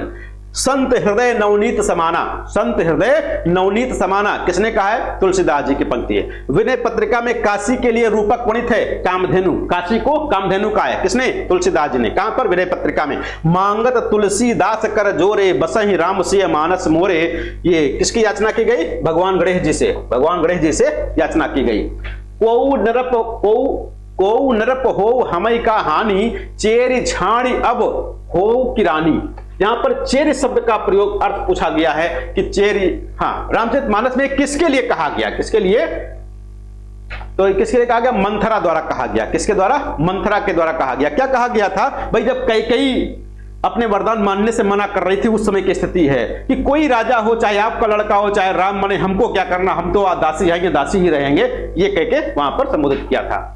सीता त्रिजटा संवाद, सीता त्रिजटा संवाद रामचरितमानस के किस कांड में है? सुंदर कांड में। शुक्ल जी की दुर्बलता यह थी कि वे भारत के हर कवि को तुलसी की कसौटी पर और हर पात्र को राम के आदर्श पर कसकर ही स्वीकार करते थे। यह कथन किसका है? गणपत चंद्र गुप्त का। ये गणपत चंद्र गुप्त वही है जिन्होंने हिंदी साहित्य का वैज्ञानिक इतिहास लिखा था 1965 में। केशव को कठिन काव्य का प्रेत कहा, किसने? रामचंद्र शुक्ल ने। केशव को कठिन काव्य का प्रेत रामचंद्र शुक्ल ने कहा। कुछ लोग देव कवि बताते, कुछ लोग देव कवि बताते। तो यदि कभी आपको रामचंद्र शुक्ल विकल्प में ना मिले तो देव कवि लगा सकते हो। वैसे अभी तक जितनी भी परीक्षाएं हुई हैं और ये पूछा गया केशव को कठिन काव्य का प्रेत किसने कहा है? रामचंद्र शुक्ल ही इसका उत्तर माना जाता है और रामचंद्र शुक्ल ही माना जाएगा। लेकिन by the way Ramchandra Shukla आप में ना हो तो आप देव कवि को भी लगा सकते हो। अगला, साहित्य को सुर सरि सम सबका हितकारी किसने घोषित किया? गोस्वामी तुलसीदास ने। वह कवि जिसके आधार पर आचार्य रामचंद्र शुक्ल ने अपने साहित्यिक प्रतिमान स्थापित किए, गोस्वामी तुलसीदास। यानी रामचंद्र शुक्ल जी की नजर में हिंदी का सबसे अच्छा कवि गोस्वामी तुलसीदास को माना। हरि अनंत हरि कथा अनंता, कहां सुनई बहुविध सब संता। राम कथा के प्रसंग में तुलसीदास ने यह बात किससे कहलवाई है? तो शिव जी से कहलवाई है। कवि केशवदास की वह कृति जो अपने वर्ण विषय की अपेक्षा छंदों की विविधता में भटक गई रामचंद्रिका। और रामचंद्रिका के आधार पर ही इनको क्या कहते हैं? इस पुस्तक को छन्नों का अजायब घर भी कहा गया। क्या कहा गया? छन्नों का अजायब घर भी कहा गया है। और कठिन काव्य का प्रेत केशवदास जी को भी कहा गया। अवधि भाषा की शब्दावली, अवधि भाषा की शब्दावली को साहित्य की परिनिष्ठित शब्दावली बनाने का प्रथम प्रयास या प्रथम श्रेय इन्हें ही जाता है, तो गोस्वामी तुलसीदास जी को जाता है। गोस्वामी तुलसीदास जी की 4 कृतियां हैं जिसमें उत्तर कांड संबंधी वर्णन है और 7 कांडों में विभक्त है। ये 4 रचनाएं कैसी हैं? 4 रचनाएं, जिसमें रामचरितमानस बहुत फेमस है। रामानंद ने किस पुस्तक में अपनी पूरी गुरु परंपरा दी है? तो रामानंद ने अपनी रामार्चन पद्धति में पूरी गुरु शिष्य परंपरा दी है। वह कवि जिसने राम और सीता के विवाह के अवसर पर मिथिला की स्त्रियों से क्या गवाया है? गारी गीत गवाया है, तो केशवदास है। राम राज्याभिषेक की तैयारी रामचरितमानस के किस कांड का हिस्सा है? अयोध्या कांड। अयोध्या कांड के प्रथम श्लोक में किसकी स्तुति की गई है? शंकर की। किस ग्रंथ को पद्मावत की छाया कहा गया? पद्मावत का फोटोकॉपी। तो पद्मावत की छाया, पद्मावत की फोटोकॉपी किसको कहा गया? चित्रावली को कहा गया है। किस काव्य ग्रंथ का कथानक पद्मावत से प्रभावित है? छिताई वार्ता। केवल दोहा छंद में रचित प्रेमाख्यान काव्य कौन सा है? गणपति कृत, माधवानल, कामकंदला। ईश्वरदास कृत सत्यवती कथा का नायक कौन है? ऋतुपर्ण, खूब पूछा गया। उस्मान कृत चित्रावली का नायक कौन है? सुजान। चित्रावली का नायक सुजान है। देखो, जब भी कभी प्रेमाश्रयी काव्यधारा से नायक नायिका संबंधी क्वेश्चन पूछे जाएंगे तो वहां पर नायक ही ज्यादा पूछा जाता है, नायिका कम पूछी जाती है, क्योंकि नायिका के नाम पर उस ग्रंथ का नाम रख देते हैं तो बहुत आसान हो जाता है। सर्वाधिक प्रेमाख्यान काव्य ग्रंथों के रचयिता कौन है? जान कवि हैं। कितने लिखे थे? 29 ग्रंथ लिखे, यानी 29 ग्रंथ जो किससे? प्रेमाश्रयी काव्यधारा से, प्रेम से संबंधित, और बाकी कुल मिलाकर के 78 ग्रंथ हैं। कुल ग्रंथ कितने हैं? 78, 78 ग्रंथ कुल हैं, और 29 ग्रंथ प्रेम संबंधी प्रेमाश्रयी काव्यधारा के अंतर्गत जान कवि के द्वारा। रस रतन के रचनाकार पोकर कवि, रस रतन पोकर कवि हैं। हिंदी का प्रथम प्रामाणिक और बड़ा महाकाव्य पद्मावत। भाई, हिंदी का पहला महाकाव्य जब पूछा जाए, हिंदी का पहला महाकाव्य कौन सा है, तो हिंदी का पहला महाकाव्य पृथ्वीराज रासो है, चंद्रवरदाई ने लिखा। हिंदी का पहला महाकाव्य माना जाता है, लेकिन वो अप्रमाणिक मान लिया गया। इसलिए जब कभी पूछा जाए हिंदी का पहला प्रमाणिक महाकाव्य तो पद्मावत। हिंदी का पहला बड़ा और प्रमाणिक महाकाव्य तब भी पद्मावत है। मानुष प्रेम भयो बैकुंठी किस कवि की? जायसी की। तुर्की अरबी हिंदवी भाषा जेती, या इसको ध्यान रखिएगा, जामे जामे मार्ग प्रेम का सबय सराहित है, क्योंकि तुर्की अरबी जैसे हिंदवी देखोगे वैसे कबीरदास पर पहुंच सकते हो, क्योंकि कबीर के नाम करके जायसी की पंक्ति है। विक्रम धसा प्रेम का बारा सपनावत कहां भयो पतारा, किसने कहा? जायसी ने कहा। डॉक्टर हजारी प्रसाद द्विवेदी ने सूफी प्रेमाख्यान परंपरा की प्रथम कृति कई बार आ चुका है, सत्यवती कथा को, जो कि ईश्वरदास द्वारा रखी गई। हिंदू मग पर पांव न राख्यो काजो बहुत हिंदी भाख्यो, जब इनको उलाहना दी गई थी नूर मोहम्मद को मुसलमानों के साथ, तब इन्होंने कहा था नूर मोहम्मद। इस किस भाषा में लिखी गई? तो भाई अवधी भाषा में। किस भाषा में? अवधी भाषा में। किस पुस्तक में कहा था भाई इन्होंने? किस भाषा में कहा? किस पुस्तक में कहा ये बात? हिंदू मग पर पांव न राख्यो काजो बहुत हिंदी भाख्यो। किसमें? अनुराग बांसुरी। अनुराग बांसुरी, जो कि इंद्रावती लिखने पर इन्होंने ऐसी बात कही थी। रुक्मुनि पुनि वैसे ही मर गई कुलवंती सतसो सत भई, किसने कहा? यहां पर कुतुबन है। बलनदीप देखा अंग्रेजा जहां जायते कठिन करेजा, प्रेम काव्यधारा से संबंधित। किससे संबंधित? प्रेम काव्यधारा से संबंधित। किस पुस्तक के भैया पंक्ति है? किस पुस्तक में है? पुस्तक का नाम बताओ भाई, किस पुस्तक में है? पद्मावत में? हाँ सही बताओ, पद्मावत में है? हाँ, पद्मावत में नहीं होगा, चित्रावली ही सही होगा। हिंदी राम भक्ति काव्यधारा के आदि प्रवर्तक रामानंद। महाभारत के किस शीर्षक में विष्णु के 6 अवतारों का उल्लेख हुआ है? अनुगीता। स्वामी हरिदास द्वारा परिवर्तित संप्रदाय सखी संप्रदाय। अष्टछाप का संबंध किस काव्यधारा से? कृष्ण भक्ति काव्यधारा से। अष्टछाप कृष्ण भक्ति काव्यधारा से। अष्टछाप की स्थापना 1565 में हुई थी विठलनाथ जी के द्वारा। अष्टछाप के कवियों में पिता पुत्र का संबंध किसका है? कुंभनदास चतुर्भुजदास। कुंभनदास और चतुर्भुजदास का पिता पुत्र। वह आचार्य जिसके दार्शनिक सिद्धांत का भेदाभेदवाद के नाम से भी जाना जाता है, निम्बार्काचार्य का जो भेदाभेदवाद है, द्वैताद्वैतवाद है। नरसिंह जी का मायरा मीराबाई। विठलनाथ द्वारा अष्टछाप की स्थापना कब? 1565 में। सूरदास का प्रेम पक्ष लोक से न्यारा है, कथन रामचंद्र शुक्ल जी का। पौन मया करे घूंघट टारे दया करी दामिनी दीप दिखावे, किसने कहा? नेही नागरी दास जी की पंक्ति है। वह रस जिसकी अभिव्यक्ति में सूरदास संसार के सर्वश्रेष्ठ कवि गिने जाते हैं, श्रृंगार वात्सल रस सम्राट माने जाते हैं भाई सूरदास जी। भरमर गीत नाम से सूर्य के काव्य को संपादित किसने किया? आचार्य रामचंद्र शुक्ल ने। मीराबाई की शिष्या कहा जाता है किसको? रैदास को। तो मीराबाई को शिष्या कहा जाता है, किसकी शिष्या? रैदास की। मीराबाई के पदों में प्रयोग हुआ है राजस्थानी मिश्रित ब्रज भाषा का। खीरा सिर से काटिए मलिए नमक लगाए, किसने कहा? रहीमदास जी ने नीति संबंधी बात कही। वृंदावन में मीरा की मुलाकात किस कृष्ण भक्त कवि से हुई थी? जीव गोस्वामी से मीराबाई की मुलाकात हुई थी वृंदावन में। मीराबाई की रचनाओं में किस भाषा की छौंक ज्यादा है? राजस्थानी भाषा की, क्योंकि राजस्थान में इनका जन्म हुआ था। बसो मेरे नैनन में नंदलाल किसकी? मीराबाई की। मीराबाई का मलाल किसकी पुस्तक है? मीराबाई की। जोगी मत जा मत जा मत जा, पंक्ति में जोगी से मीरा का अभिप्राय क्या है? जोगी किसको कहा गया? कृष्ण को कहा गया। कृष्ण को कहा गया मत जा मत जा। इसमें सगुण उपासना का निरूपण बड़े ही मार्मिक ढंग से हृदय की अनुभूति के आधार पर तर्क पद्धति पर नहीं किया है। सूरदास के भ्रमर गीत के संदर्भ में किसका कथन है? रामचंद्र शुक्ल जी का। नंददास की वह कृति जिस पर मुग्ध होकर उन्हें जड़िया कवि की उपाधि दी गई, नंददास जड़िया, और कवि गड़िया, नंददास जड़िया, किसने कहा? रास पंचाध्यायी पुस्तक के आधार पर कहा गया है। किसने कहा था इनको, नंददास को जड़िया?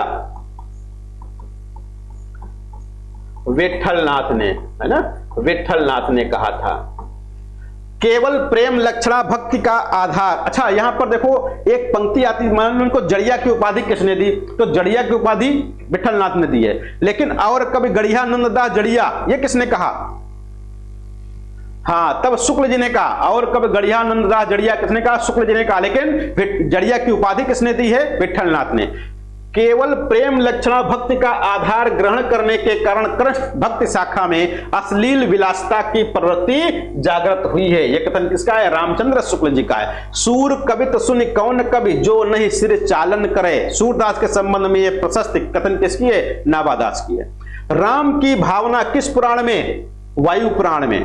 राम की पादुका के अवतार काटकोप, राम की पादुका के अवतार काटकोप माने जाते हैं। सातवें आलवार भक्त का नाम जो राम के अनन्य भक्त थे, कुलशेखर। वाल्मीकि रामायण का भाषानुवाद किसने किया? विष्णुदास ने। तुलसी को कलिकाल का वाल्मीकि किसने कहा? नाभादास ने। भक्तमाल के टीकाकार कौन है? प्रियादास। यहां पर ध्यान दीजिएगा, एक भक्तमाल के टीका प्रियादास, भक्तमाल के रचनाकार कौन हो जाएंगे? भक्तमाल के रचनाकार नाभादास हो जाएंगे, है ना। हाँ बिल्कुल। गोस्वामी तुलसीदास के गुरु कौन थे? नरिहरदास। गोस्वामी तुलसीदास जी के गुरु नरिहरदास। नरिहरदास ही क्या है? नरहर्यानंद है। नरिहरदास का ही दूसरा नाम क्या है? नरहर्यानंद है। नरहर्यानंद।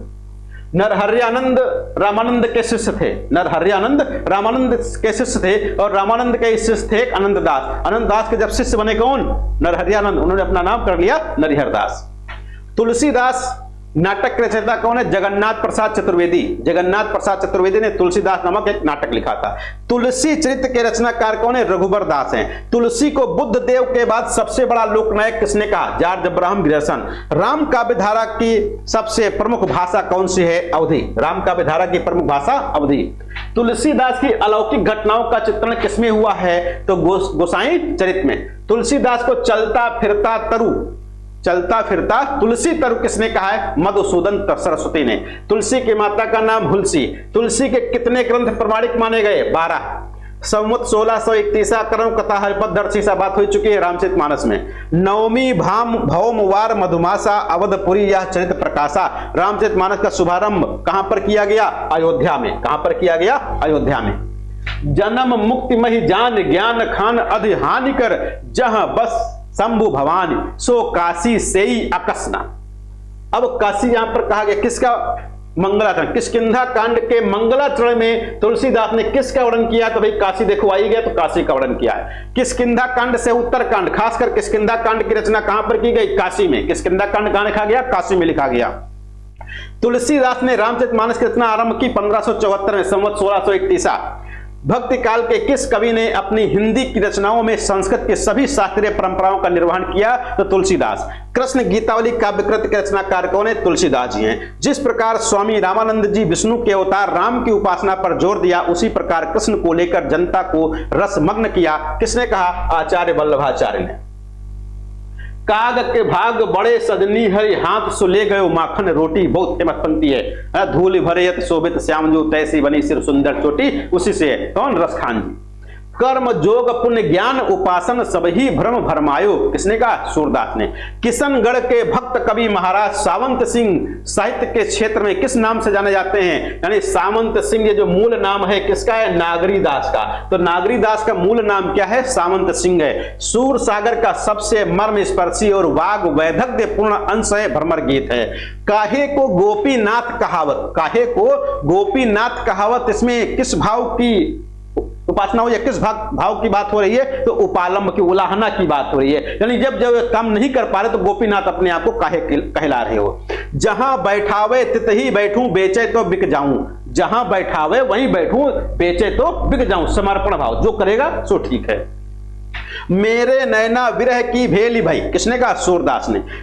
अब यहां पर ध्यान दीजिएगा, मेरे नैना विरह की बेल भाई। अब अगर ये पंक्ति आ जाए और एक ऑप्शन मिल जाए मीराबाई, 90% लोग मीराबाई पर ही सही कर देंगे, जबकि मीराबाई की नहीं, सूरदास की पंक्ति किसकी है? मेरे नैना विरह की बेली भाई, ये सूरदास की पंक्ति, मीराबाई की नहीं है, ये आपको याद रखना है। बिन गोपाल बैरिन भई कुंजय, सूरदास। भ्रमर गीत सार के पदों में श्लेष और यमक अलंकार पाए जाते हैं, किसमें? कूट पद में। किसमें? कूट पद में। उर्मे माखन चोर गड़े अब कैसे हूं निकसत नहीं उधो तिरछे हुए जू अड़े, ये किसने कहा? सूरदास ने। वह कवि जिसने सूरदास के पदों का भावानुसरण करते हुए श्री कृष्ण के जीवन का चित्रण किया है, ब्रजवासी दास ने। किसने? ब्रजवासी दास ने। सूरदास अपने प्रिय विषय का वर्णन शुरू करते हैं तो मानो अलंकार शास्त्र हाथ जोड़कर उनके पीछे पीछे दौड़ा करता है, उपमाओं की बाढ़ आ जाती है, रूपकों की वर्षा होने लगती है। किसने कहा? हजारी प्रसाद द्विवेदी ने। विठल नाथ ने वल्लभ संप्रदाय में किस तरह पूजा पद्धति का समावेश किया? युगलोपासना। किसकी? युगलोपासना, युगल जोड़ी की। भ्रमर गीत का वैशिष्ट क्या है? भ्रमर गीत का वैशिष्ट क्या है? यानी भ्रमर गीत में किसका वर्णन किया गया? तो उपालंब काव्य में। किसमें? उपालंब काव्य में उद्धव गोपी संवाद है। क्या है? उद्धव गोपी संवाद। मनुष्य होने पर रसखान ने कहां बसने की इच्छा की है? मानुष हो तो वही रसखान बसो ब्रज गोकुल गांव के ग्वारन, है ना? तो गोकुल गांव की बात कर रहे हैं, गोकुल के गांव में बसने की बात करें यदि मनुष्य होंगे तो। सूरदास ने अपनी किस कृत के अंत के पद में अपनी वंश परंपरा दिए? तो सूरदास ने अपनी वंश परंपरा कहां पर दिए? साहित्य लहरी में दिए। तुलसीदास ने अपने जीवन के बारे में संकेत कहां पर दिए? तुलसीदास ने अपने जीवन के बारे में कवितावली में, है ना? तो कवितावली में अपने जीवन के संकेत दिए तुलसीदास जी ने। विनय पत्रिका का एक अन्य नाम क्या है? राम विनयावली। विनय पत्रिका का दूसरा नाम राम विनयावली है। विनय पत्रिका की भाषा क्या है? ब्रज। विनय पत्रिका की रचना किस रूप में है? गीत काव्य में। विनय पत्रिका में आत्मनिवेदन कितने रागों में हुआ? 21 रागों में हुआ। विनय पत्रिका का प्रमुख रस क्या है? शांत रस है। विनय पत्रिका में कितने पद हैं? 279। बहुत पूछा गया, विनय पत्रिका में कितने पद? 279। रस कौन सा? शांत। तुलसीदास की पहली रचना कौन सी है? गीतावली। यहां पर थोड़ा सा विद्वानों में मतभेद है, मूल किताब में, मूल नोट्स में आपको दिया गया होगा, क्लास नोट्स में 3 रचनाएं। तुलसीदास की काव्य कला की सबसे मधुरतम अभिव्यक्ति कहां पर है? गीतावली में। गीतावली का रचना रूप क्या है? गीत काव्य है। निम्नलिखित में से किस ग्रंथ में तुलसी ने छंद विशेष न रखकर 21 रागों की योजना की है? तो छंद विशेष न रख करके 21 रागों की योजना की है, किसमें? गीतावली में। गीतावली की भाषा क्या है? ब्रज भाषा। तुलसीदास ने मीन की शनिचरी का वर्णन कहां पर किया है? कवितावली में। कवितावली में कितनी कविताएं हैं? 325। कवितावली को कवित्त रामायण भी कहा जाता है क्योंकि इसमें राम कथा 7 कांडों में विभाजित है। कवितावली में कितने प्रकार के छंदों का प्रयोग हुआ है? 4 प्रकार के छंदों का प्रयोग हुआ। कवितावली के किस कांड में एक ही छंद है? कवितावली के किस कांड में एक ही छंद है? किष्किंधा कांड, बहुत छोटा। किस ग्रंथ में तुलसी ने राम के ऐश्वर्य को प्रधान स्थान दिया है? कवितावली में। वैराग्य संदीपनी किस कवि की रचना है? तुलसीदास की। रामाज्ञा प्रश्नावली का दूसरा नाम क्या है? दोहा रामायण, दोहावली रामायण कहा गया। रामाज्ञा प्रश्न में 7 सर्ग, क्या चीज? अरे तो क्या करें, ना पढ़ाएं फिर कैसे होगा भाई? रिवीजन का मतलब क्या है? रिवीजन का मतलब तो यही है। रामाज्ञा प्रश्न का दूसरा नाम क्या है? दोहावली रामायण। भैया 300 पेज पढ़ना है, कैसे पढ़ोगे? रामाज्ञा प्रश्न में 7 सर्ग हैं, प्रत्येक सर्ग में कितने कोष्ठक हैं? 7 कोष्ठक। कितने कोष्ठक? 7 कोष्ठक हैं। तुलसीदास की कुमार संभवम से प्रभावित रचना, तुलसीदास की कुमार संभवम से प्रभावित रचना कौन सी है? पार्वती मंगल है। तुलसीदास की कौन सी रचना वाल्मीकि रामायण पर आधारित? किस पर? वाल्मीकि रामायण पर आधारित कौन सी है? जानकी मंगल है। रामलला नैचु की भाषा क्या है? तो रामलला नैचु की भाषा में अवधि में। यहां पर बताया गया था कि जिसमें पीछे वली लगा हो, क्या लगा हो? पीछे वली लगा हो तो किस भाषा क्या हो जाएगी? वहां पर ब्रज भाषा हो जाएगी। विनय पत्रिका की भाषा क्या है? ब्रज। विनय पत्रिका की भाषा ब्रज है, बाकी जिसके पीछे वली लगा हो। बरवै रामायण में कितने छंद? बरवै रामायण में कितने छंद हैं या कितने बरवै छंद हैं? तो 69। 69 का मतलब 69। 69 का मतलब 69 है भाई। अगला, वैराग्य संदीपनी कितने भागों में विभाजित है? तो वैराग्य संदीपनी 4 भागों में है। रामचरितमानस की रचना पद्धति, रामचरितमानस की रचना पद्धति क्या है? दोहा चौपाई। यानी रामचरितमानस किस छंद में लिखी गई है? तो दोहा चौपाई छंद में लिखी गई। बीच बीच में अन्य प्रकार के भी छंद आए, सोठा भी आया, छप्पे भी आया। रामचरितमानस की भाषा क्या है? अवधि। रामचरितमानस की भाषा क्या है? अवधि है। रामचरितमानस में याद रखिएगा, जिन जिन रचनाओं में नाम राम आता है, राम आ जाता है, तो वो रचना किस भाषा की? अवधि की हो जाती है। रामचरितमानस को पूरा करने में तुलसीदास को कितना समय लगा? 2 वर्ष 7 माह 26 दिन। कितना? 2 वर्ष 7 माह 26 दिन लगा है तुलसीदास को रामचरितमानस लिखने में। रामचरितमानस से किस संवाद का संबंध नहीं है? भाई राम सीता संवाद नहीं आया। राम सीता संवाद रामचरितमानस में कहीं पर भी नहीं आया है। रामचरितमानस में कितने कांड हैं? 7 कांड। रामचरितमानस में कितने कांड हैं? 7 कांड हैं। सातों का क्रम भी याद रखिएगा। सातों का क्रम भी याद रखिएगा। कौन कौन सा क्रम भैया कोई बताएगा? सातों का कांड का क्रम सबसे पहले क्या आएगा? बाल आएगा, फिर अयोध्या आएगा, फिर अरण्य आएगा, है ना, फिर किष्किंधा आएगा, किष्किंधा हो गया, किष्किंधा के बाद सुंदर हो जाएगा, और सुंदर के बाद लंका कांड हो जाएगा, लंका के बाद उत्तर कांड हो जाएगा। ये 7 कांड हो गए। 1 2 3 4 5 6 7। ये सातों कांड को क्रम से आपको याद रखना है। कैसे? क्रम से याद रखना है सातों कांडों को। आगे रामचरितमानस देखो आ ही गया। रामचरितमानस के कांडों का सही अनुक्रम क्या है? बाल कांड, अयोध्या कांड, अरण्य कांड, किष्किंधा कांड, सुंदर कांड, लंका कांड और फिर उत्तर कांड है। ज्ञान और भक्ति का विशद विवेचन कहां पर किया गया? ज्ञान और भक्ति का किसमें? उत्तरकांड में कहा गया है ना। उत्तरकांड में ज्ञान और भक्ति का विशद विवेचन किया गया। सीता जी की वंदना करते हुए उनको कन्या, मां और प्रिया के रूप में किसने स्मरण किया है? तुलसीदास जी ने, है ना। आचार्य शुक्ल ने लोक मंगल का कवि किसे कहा? तुलसीदास को। शुक्ल ने लोक मंगल का कवि किसे? तुलसीदास जी को। हिंदी का जातीय कवि माना। हिंदी का जातीय कवि किसको कहते हैं? तुलसीदास को। हिंदी का जातीय कवि विद्यापति को भी कहा जाता है। हिंदी का जातीय कवि विद्यापति को भी कहा जाता है। विद्यापति को किसने कहा जातीय कवि? हाँ, बच्चन सिंह ने कहा।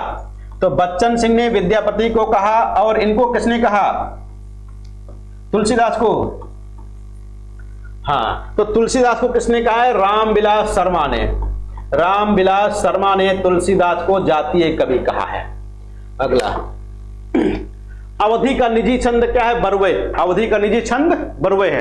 अवधि भाषा के सर्वाधिक लोकप्रिय महाकाव्य, अवधि भाषा के सर्वाधिक लोकप्रिय महाकाव्य का नाम क्या है? रामचरितमानस। भाई तुलसीदास ने भ्रमर गीत परंपरा के अंतर्गत भ्रमर गीत की रचना की है, जो संकलित है कहां पर? कृष्ण गीतावली में। भाई जब भी बात होगी, कृष्ण की बात होगी भ्रमर के संबंध में, तो भ्रमर गीत परंपरा के अंतर्गत जो भ्रमर गीत लिखी गई वो कृष्ण गीतावली में। किसके द्वारा? तुलसीदास जी के द्वारा।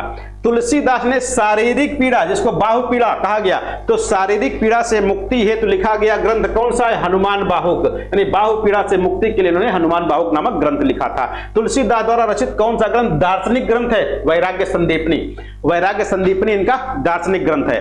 तुलसीदास की भक्ति भावना किस वर्ग की है? दास्य भाव की। तुलसीदास किस दार्शनिक मत के भक्त कवि थे? विशिष्टाद्वैत। यानी तुलसीदास पर किस दार्शनिक प्रभाव है किस वाद का? तो किसका है? विशिष्टाद्वैतवाद का। किसका? विशिष्टाद्वैतवाद का प्रभाव। अकबर का समकालीन होते हुए भी, किसका? अकबर का समकालीन होते हुए भी कौन सा कवि आईने अकबरी में उल्लिखित नहीं है? तो आईने अकबरी में उल्लिखित कौन सा नहीं? तुलसीदास उल्लिखित नहीं है, क्योंकि तुलसीदास और अकबर से पटरी नहीं खाती थी, ठीक ठाक नहीं बनता था, इसलिए आईने अकबरी में इनका उल्लेख नहीं किया गया। तुलसीदास को हिंदी का सर्वश्रेष्ठ कवि किसने घोषित किया? आचार्य रामचंद्र शुक्ल जी ने। राम भक्ति मार्ग में दाम्पत्य मूलक उपासना को लेकर चलने वाली श्रृंगारी भावना, किसके? श्रृंगारी भावना के प्रवर्तक कौन है? अग्रदास हैं। राम भक्ति में तत्सुखी शाखा के प्रवर्तक कौन? राम भक्त में तत्सुखी शाखा के प्रवर्तक कौन है? जीवाराम जी हैं। तत्सुखी संप्रदाय कौन? जीवाराम। स्वसुखी रामचरण दास। तत्सुखी जीवाराम, स्वसुखी रामचरण दास। सीतायन के रचनाकार कौन है? रामप्रिया शरण दास हैं। सीतायन के रचनाकार रामप्रिया शरण दास। केशवकृत रामचंद्रिका के कथानक का आधार क्या है? वाल्मीकि रामायण। यानी वाल्मीकि रामायण पर लिखी गई क्या? रामचंद्रिका। केशवकृत रामचंद्रिका विभक्त है 39 प्रकाशों में। जीआईसी यानी कि लोक सेवा आयोग का बहुत पेट क्वेश्चन है, कई बार पूछा गया है। 39 प्रकाश। रामचंद्रिका में कितने प्रकाश? 39 प्रकाश। कांड नहीं है, प्रकाश हैं। रामचंद्रिका की भाषा क्या है? ब्रज। कवि प्रिया में किसका विवेचन हुआ है? अलंकारों में। कवि प्रिया में अलंकारों का विवेचन हुआ। रसिक प्रिया में रस संबंधी। रसिक प्रिया रस संबंधी। केशवदास की वीर रस प्रधान रचना कौन सी? केशव की वीर रस प्रधान रचना कौन सी? रतन बावनी है। केशव की शांत रस प्रधान रचना कौन सी है? विज्ञान गीता। विज्ञान गीता ऐसी है, कैसी है भाई? जिसमें किसका वर्णन किया गया? ज्योतिष संबंधी, ज्योतिष संबंधी, है ना। हाँ, केशव को कठिन काव्य का प्रेत किस आलोचक ने कहा? रामचंद्र शुक्ल। इससे पहले बताए ही थे, देव कभी भी कहीं कहीं मिल सकता है, चाहे देव कभी मिले चाहे रामचंद्र शुक्ल में, वैसे रामचंद्र शुक्ल ही मिलेगा। जहांगीर जस चंद्रिका के रचनाकार कौन है? केशवदास है। कृष्ण का सर्वप्रथम उल्लेख कहां पर? ऋग्वेद में। कृष्ण का सर्वप्रथम उल्लेख ऋग्वेद में मिलता है। अगला, श्री कृष्ण को विष्णु का पूर्ण अवतार माना गया। श्री कृष्ण को विष्णु का पूर्ण अवतार माना गया है भगवत गीता में। हिंदी क्षेत्र में कृष्ण भक्ति का सर्वप्रथम प्रचार करने वाले आचार्य वल्लभाचार्य जी। किसका? कृष्ण भक्ति का सर्वप्रथम प्रचार करने वाले वल्लभाचार्य जी। कहां पर? हिंदी की बात हो रही है। पुष्टि मार्ग का प्रवर्तन किसने किया? वल्लभाचार्य जी ने। वल्लभाचार्य जी की, वल्लभाचार्य ने किसकी उपासना पर बल दिया? तो वल्लभाचार्य जी भी कृष्ण भक्त थे, कृष्ण की उपासना पर बल देंगे। आचार्य वल्लभ के अनुसार जीव के कितने रूप माने गए? 3, पुष्टि, मर्यादा और प्रवाह। पुष्टि, मर्यादा और प्रवाह। पुष्टि कैसे? जिसमें भगवान का विशेष अनुग्रह होता है, भगवान के शरण में रहते हैं। मर्यादा, जो हम लोग आते हैं। प्रवाह, ऐसे लोग जो निरुद्देश्य जीवन बिताते हैं, खाने पीने में मस्त रहते हैं, बाकी उनका कोई मतलब नहीं रहता। भक्तिकालीन काव्य की सर्वप्रमुख भाषा है ब्रज भाषा। भक्तिकालीन काव्य की सर्वप्रमुख भाषा कौन सी है? ब्रज भाषा है। पुष्टि का अर्थ है भगवत कृपा, भगवान का अनुग्रह। किस ग्रंथ में पुष्टि मार्ग की विशद व्याख्या की गई? अणुभाष्य। तो अणुभाष्य में पुष्टि मार्ग की विशद व्याख्या की गई। सगुण भक्ति आंदोलन की काव्यात्मक अभिव्यक्ति का सर्वप्रथम प्रयास हुआ कृष्ण भक्ति काव्य में। वल्लभ संप्रदाय किसके लिए प्रसिद्ध है? वार्ता साहित्य के लिए। भागवत पुराण के आधार पर पहला संप्रदाय कौन सा है जिसमें द्वैतवाद के सिद्धांत पर कृष्ण उपासना पर विशेष जोर दिया गया है? तो मध्व संप्रदाय में। चैतन्य संप्रदाय का दूसरा नाम क्या है? गौड़ीय संप्रदाय। चैतन्य संप्रदाय का दूसरा नाम क्या है? गौड़ीय संप्रदाय है। चैतन्य महाप्रभु ने शिक्षा दी किसको? भक्ति की। किसकी शिक्षा? भक्ति की शिक्षा। कृष्ण भक्ति का सर्वप्रथम और सर्वप्रमुख ग्रंथ कौन सा है? तो कृष्ण भक्ति का श्रीमद् भागवत है। क्या है? श्रीमद् भागवत है। पुष्टि मार्ग का दार्शनिक आधार क्या है? शुद्धाद्वैतवाद। वल्लभाचार्य का शुद्धाद्वैतवाद है पुष्टि मार्ग का दार्शनिक आधार। रामचंद्र शुक्ल ने जीवन उत्सव का कवि किसको कहा है? सूरदास को। जीवन उत्सव का कवि सूरदास को। अष्टछाप की स्थापना 1565 में किसने की थी? विट्ठलनाथ ने। किसने? विट्ठलनाथ ने 1565 ईस्वी में। अष्टछाप के कवियों में सर्वोपरि स्थान किसका है? सूरदास का। अष्टछाप के कवियों में सर्वोपरि स्थान सूरदास का। अष्टछाप के कवि किस संप्रदाय से संबद्ध हैं? पुष्टि मार्ग संप्रदाय से। राम और कृष्ण की उपासना वैष्णव धर्म के नाम से जानी जाती है क्योंकि राम और कृष्ण दोनों ही विष्णु के अवतार माने जाते हैं। सूरसागर है गीत काव्य। सूरसागर किस प्रकार का काव्य? गीत काव्य, महाकाव्य नहीं है भाई। सूरदास को पुष्टि मार्ग का जहाज किसने कहा? विट्ठलनाथ ने। सूरदास को पुष्टि मार्ग का जहाज किसने कहा? विट्ठलनाथ ने। पुष्टि मार्ग को जहाज जात है। पुष्टि मार्ग को जहाज जात है, जाको कछु लेना हो सो ले, उनके निधन के समय कहा था विट्ठलनाथ ने। सूरदास के सुप्रसिद्ध दृष्टकूट पदों का संग्रह साहित्य लहरी में। कृष्ण भक्तों में उद्धव का अवतार किसे माना गया? सूरदास को उद्धव का अवतार माना जाता है। कृष्ण काव्य धारा के प्रवर्तक कौन है? वल्लभाचार्य। यहां पर देखो प्रवर्तक पूछा गया है, प्रतिनिधि कवि कौन है? तो सूरदास हो जाएंगे। कृष्ण भक्ति शाखा के सर्वश्रेष्ठ भक्त कवि कौन है? तो सूरदास। सर्वश्रेष्ठ कौन? सूरदास है। और प्रवर्तक कौन है? वल्लभाचार्य जी हैं। राधा को रस स्वरूपा किसने कहा है? हित हरिवंश ने। भक्ति निर्णय के रचनाकार कौन है? विट्ठलनाथ। भक्ति निर्णय विट्ठलनाथ। रामचरितमानस के आधार पर दोहा चौपाई में कृष्णचरित्र नामक प्रबंध काव्य के रचयिता कौन है? ब्रजवासी दास जी हैं। सूरदास मनमोहन किस संप्रदाय के प्रमुख कवि हैं? गौड़ीय संप्रदाय के। सूरसागर में कितने स्कंद हैं? 12। सूरसागर में कितने स्कंद? 12 स्कंद। सूरसागर के प्रथम स्कंद में अधिकतर हैं क्या? विनय के पद हैं। सूरसागर में रामावतार की कथा किसमें है? नवम सर्ग में। किसमें? नवम स्कंद में रामावतार की कथा है। सूरसागर में कृष्ण का बाल जीवन वर्णित है 10वें स्कंद के पूर्वार्ध में। किसमें? 10वें स्कंद के पूर्वार्ध में। श्री कृष्ण के द्वारिका गमन से लेकर अंत तक की जीवनी सूरसागर के किस अंश में? 10वें के उत्तरार्ध में। 10वें के उत्तरार्ध में। पूर्वार्ध में क्या है? बाल जीवन है। उत्तरार्ध में द्वारिका गमन से लेकर अंत तक की जीवनी है। सूरदास द्वारा रचित भ्रमर गीत श्रीमद् भागवत के किस स्कंद पर आधारित है? 10वें स्कंद पर। सूरदास की रामकथा प्रभावित है। सूरदास की रामकथा प्रभावित है कहां से? वाल्मीकि रामायण से। तुलसी रामायण से नहीं, या तुलसी के रामचरितमानस नहीं, वाल्मीकि रामायण से। अब कुछ लोग कहेंगे सर जी सूरदास रामायण कहां लिखे? सूरदास रामकथा कहां लिखे? नवम सर्ग में लिखे। बताए नहीं? सूर साहित्य का सबसे प्रमुख गुण क्या है? माधुर्य। रचना शिल्प की दृष्टि से सूरसागर किस प्रकार का काव्य है? गेय मुक्तक काव्य, इसको गीत काव्य कहा गया भी। सूरसागर महाकाव्य के श्रेणी में नहीं आता क्योंकि इसमें कथा, संगठन और वर्णन शैली अव्यवस्थित है। सूरसागर महाकाव्य न होते हुए भी साहित्य में महाकाव्यों के समानांतर स्थान पाने का अधिकारी है, क्योंकि इसके सभी पद अपने आप में स्वतंत्र है, फिर भी इसमें कथा सूत्र की प्रबंधात्मकता विद्यमान है, इसलिए इसको महाकाव्य न होते हुए भी महाकाव्यों के समानांतर स्थान पाने का अधिकारी कहा गया है। सूरदास की किस रचना को सूरसागर का सार कहा गया? तो सूरसारावली सूरसागर का सार है। सूरदास का कौन सा ग्रंथ नायिका भेद से संबंधित है? साहित्य लहरी। सूरसागर का सर्वाधिक मार्मिक और वाग वैदग्ध्य पूर्ण प्रसंग कौन सा है? भ्रमर गीत। भ्रमर गीत से आशय क्या है? भ्रमर गीत कहते किसको है? भ्रमर को माध्यम बनाकर गोपियों की आत्मा अभिव्यक्ति के गीत गाए गए, गीत कहे गए इसमें। सूर के भ्रमर गीत की सबसे बड़ी मौलिकता क्या है? ज्ञान पर प्रेम की, योग पर भक्ति की विजय। यहां पर ध्यान दीजिएगा, ज्ञान पर किसकी विजय हो रही है? प्रेम की विजय हो रही है। योग पर किसकी विजय हो रही है? भक्ति की। योग पर भक्ति की, ज्ञान पर किसकी? प्रेम की विजय दिखाई गई इसमें। किसमें? भ्रमर गीत में। छीत स्वामी अष्टछाप कृष्ण काव्यधारा के कवि। छीत स्वामी किसके हैं? अष्टछाप के कवि हैं, कृष्ण काव्यधारा के कवि हैं। सूरदास ने कितने भ्रमर गीतों की रचना की है? 3। सूरदास ने 3 भ्रमर गीतों की रचना की है। सूर का वह भ्रमर गीत जो दोहा चौपाई छंद में है, प्रथम। सूरदास का कौन सा भ्रमर गीत श्रीमद् भागवत का अनुवाद कहा जाता है? तो प्रथम है।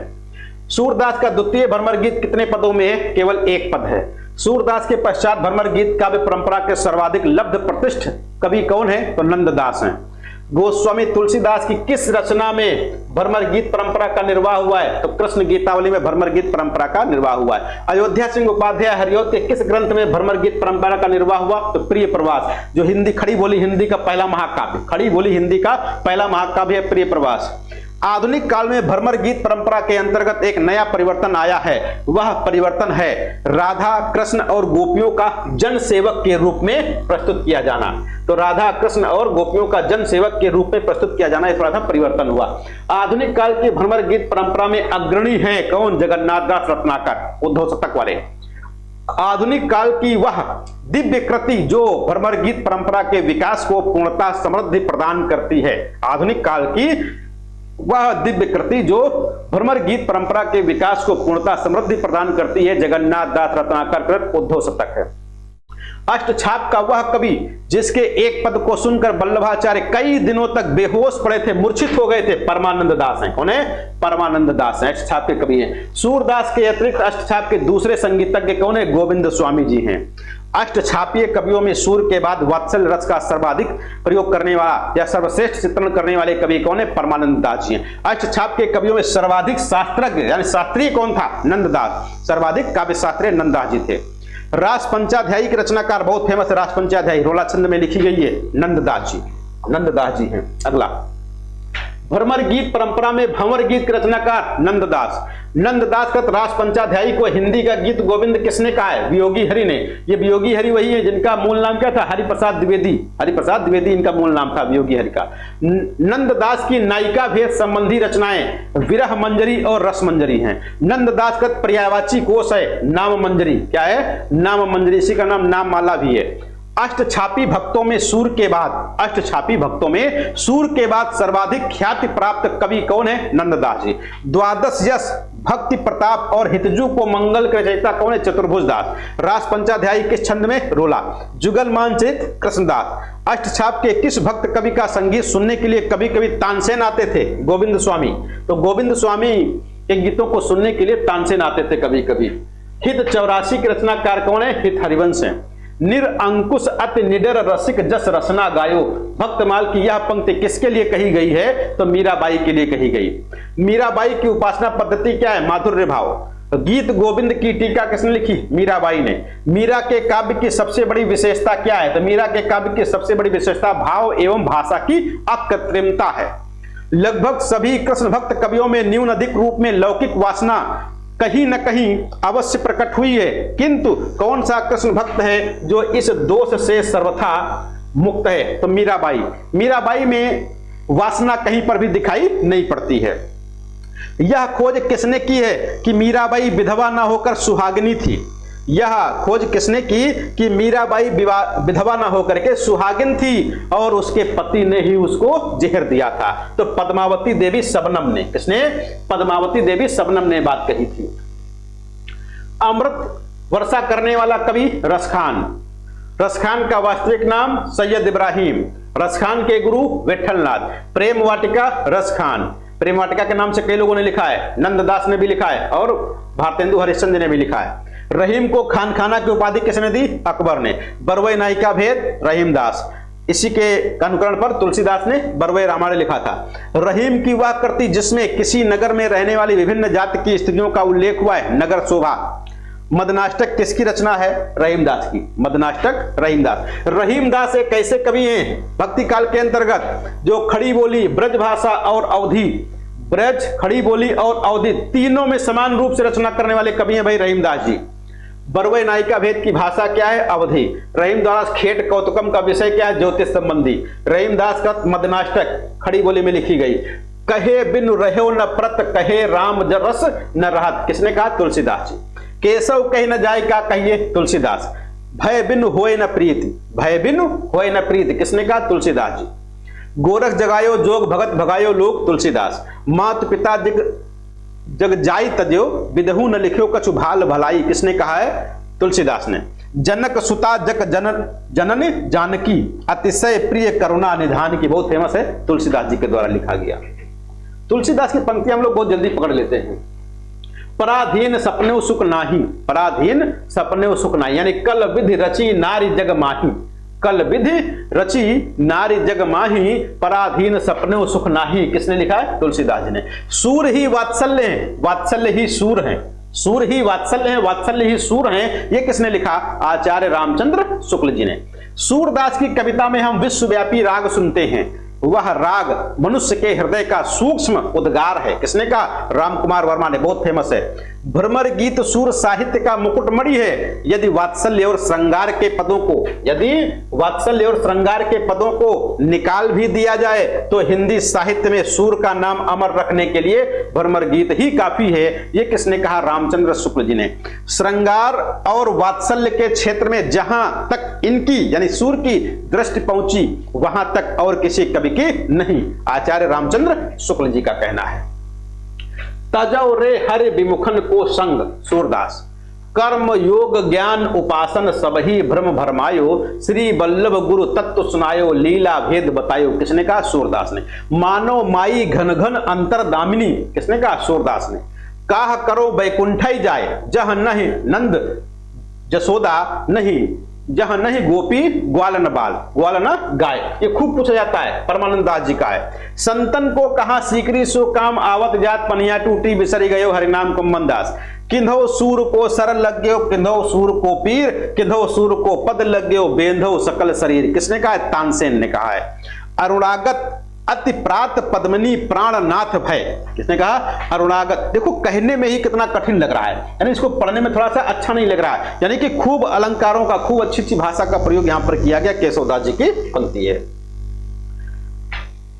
आगे है, सब जाति फटी दुख की दुपटी, सब जाति फटी दुख की दुपटी, कपटी न रहे जहां एक घटी, किसने कहा? केशवदास जी ने। घायल की घटी घायल जाने और न जाने कोई, मीराबाई जी कहती है। प्रेम हरि का रूप है त्यों हरि प्रेम स्वरूप, एक होई है ज्यों लसे ज्यों सूरज अरु धूप, रसखान का है। या लकुटी अरु कामरिया पर राज तिहुपुर को तज डारऊं, आठों सिद्ध नवो निधि, इस प्रकार से किसका है? रसखान का है। पानी गए न उबरे मोती मानो सोन, कौन है? रहीमदास जी। प्रीतम छवि मन में बसी पर छवि कहां समाये, प्रीतम छवि मन में बसी पर छवि कहां समाये, किसने? रहीमदास जी ने। रहीमन को का करे, रहीमन को का करे, जुआरी चोर लवार, जोपत राखन हार है माखन चाखन हार, किसने कहा? रहीमदास। भक्ति का सर्वप्रथम उल्लेख कहां पर? श्वेताश्वतर उपनिषद में। निर्गुण भक्ति का आदि स्रोत कहां पर है? श्वेताश्वतर उपनिषद को माना गया। भक्ति आंदोलन को ईसाई धर्म के प्रभाव स्वरूप किसने विकसित किया, किसने माना है? तो जॉर्ज अब्राहम ग्रियर्सन ने। शिव किस भाषा का शब्द है? तमिल भाषा का। शिव किस भाषा का है? तमिल भाषा का शब्द है। दक्षिण भारत से उत्तर भारत में भक्ति को प्रचारित करने का श्रेय किसे है? रामानंदाचार्य जी को। रामानंद जी उत्तर से दक्षिण से उत्तर में लाने का श्रेय है। सगुण भक्ति का आदि स्रोत ग्रंथ किसको माना गया? श्रीमद् भागवत पुराण का। ब्रह्म सूत्रों की रचना करने वाले, किसकी? ब्रह्म सूत्रों की रचना करने वाले कौन कवि हैं? वादरायण है। कौन है? वादरायण है। शंकराचार्य ने किस संप्रदाय की, शंकराचार्य ने किस संप्रदाय की स्थापना की और उसमें पंचदेव उपासना की व्यवस्था की? तो पंचदेव उपासना किसकी? स्मार्त संप्रदाय। पंचदेव उपासना किसमें? स्मार्त संप्रदाय है। और किस संप्रदाय की? तो स्मार्त संप्रदाय की स्थापना की किसने? शंकराचार्य ने। किसने? शंकराचार्य ने। ये तो बात हो गई किस पर? भक्ति काल पर। भक्ति काल पर अभी आधी बात हुई है, आधी बात कल होगी। स्पीड थोड़ा सा ज्यादा रहेगी, इसमें बुरा मत मानिएगा भैया आप लोग, क्योंकि स्पीड नहीं रहेगी फिर ये 300 पेज 350 पेज हम लोग कैसे पढ़ पाएंगे, तो समस्या रहेगी। क्योंकि एडमिट कार्ड आ गया है, अब कहीं पर कोई शंका ही नहीं बची कि परीक्षा होगी कि नहीं होगी। तो परीक्षा तो होना ही होना है और 6 तारीख को ही होना है, और 2-3 दिन पहले क्लास भी बंद करनी है। यानी ये नहीं कि कल परीक्षा हम यहाँ पर मैराथन कराएंगे, हम यहाँ पर रिविजन कराएंगे आपका, नहीं। एक दिन पहले वैसे भी क्लास बंद हो जानी चाहिए, एक क्लास 2-3 दिन पहले बंद होनी चाहिए, और आपका पढ़ना एक दिन 24 घंटे पहले पढ़ाई बंद हो जानी चाहिए, यदि आप परीक्षा में अच्छे से सफल होना चाहते हो तो। कारण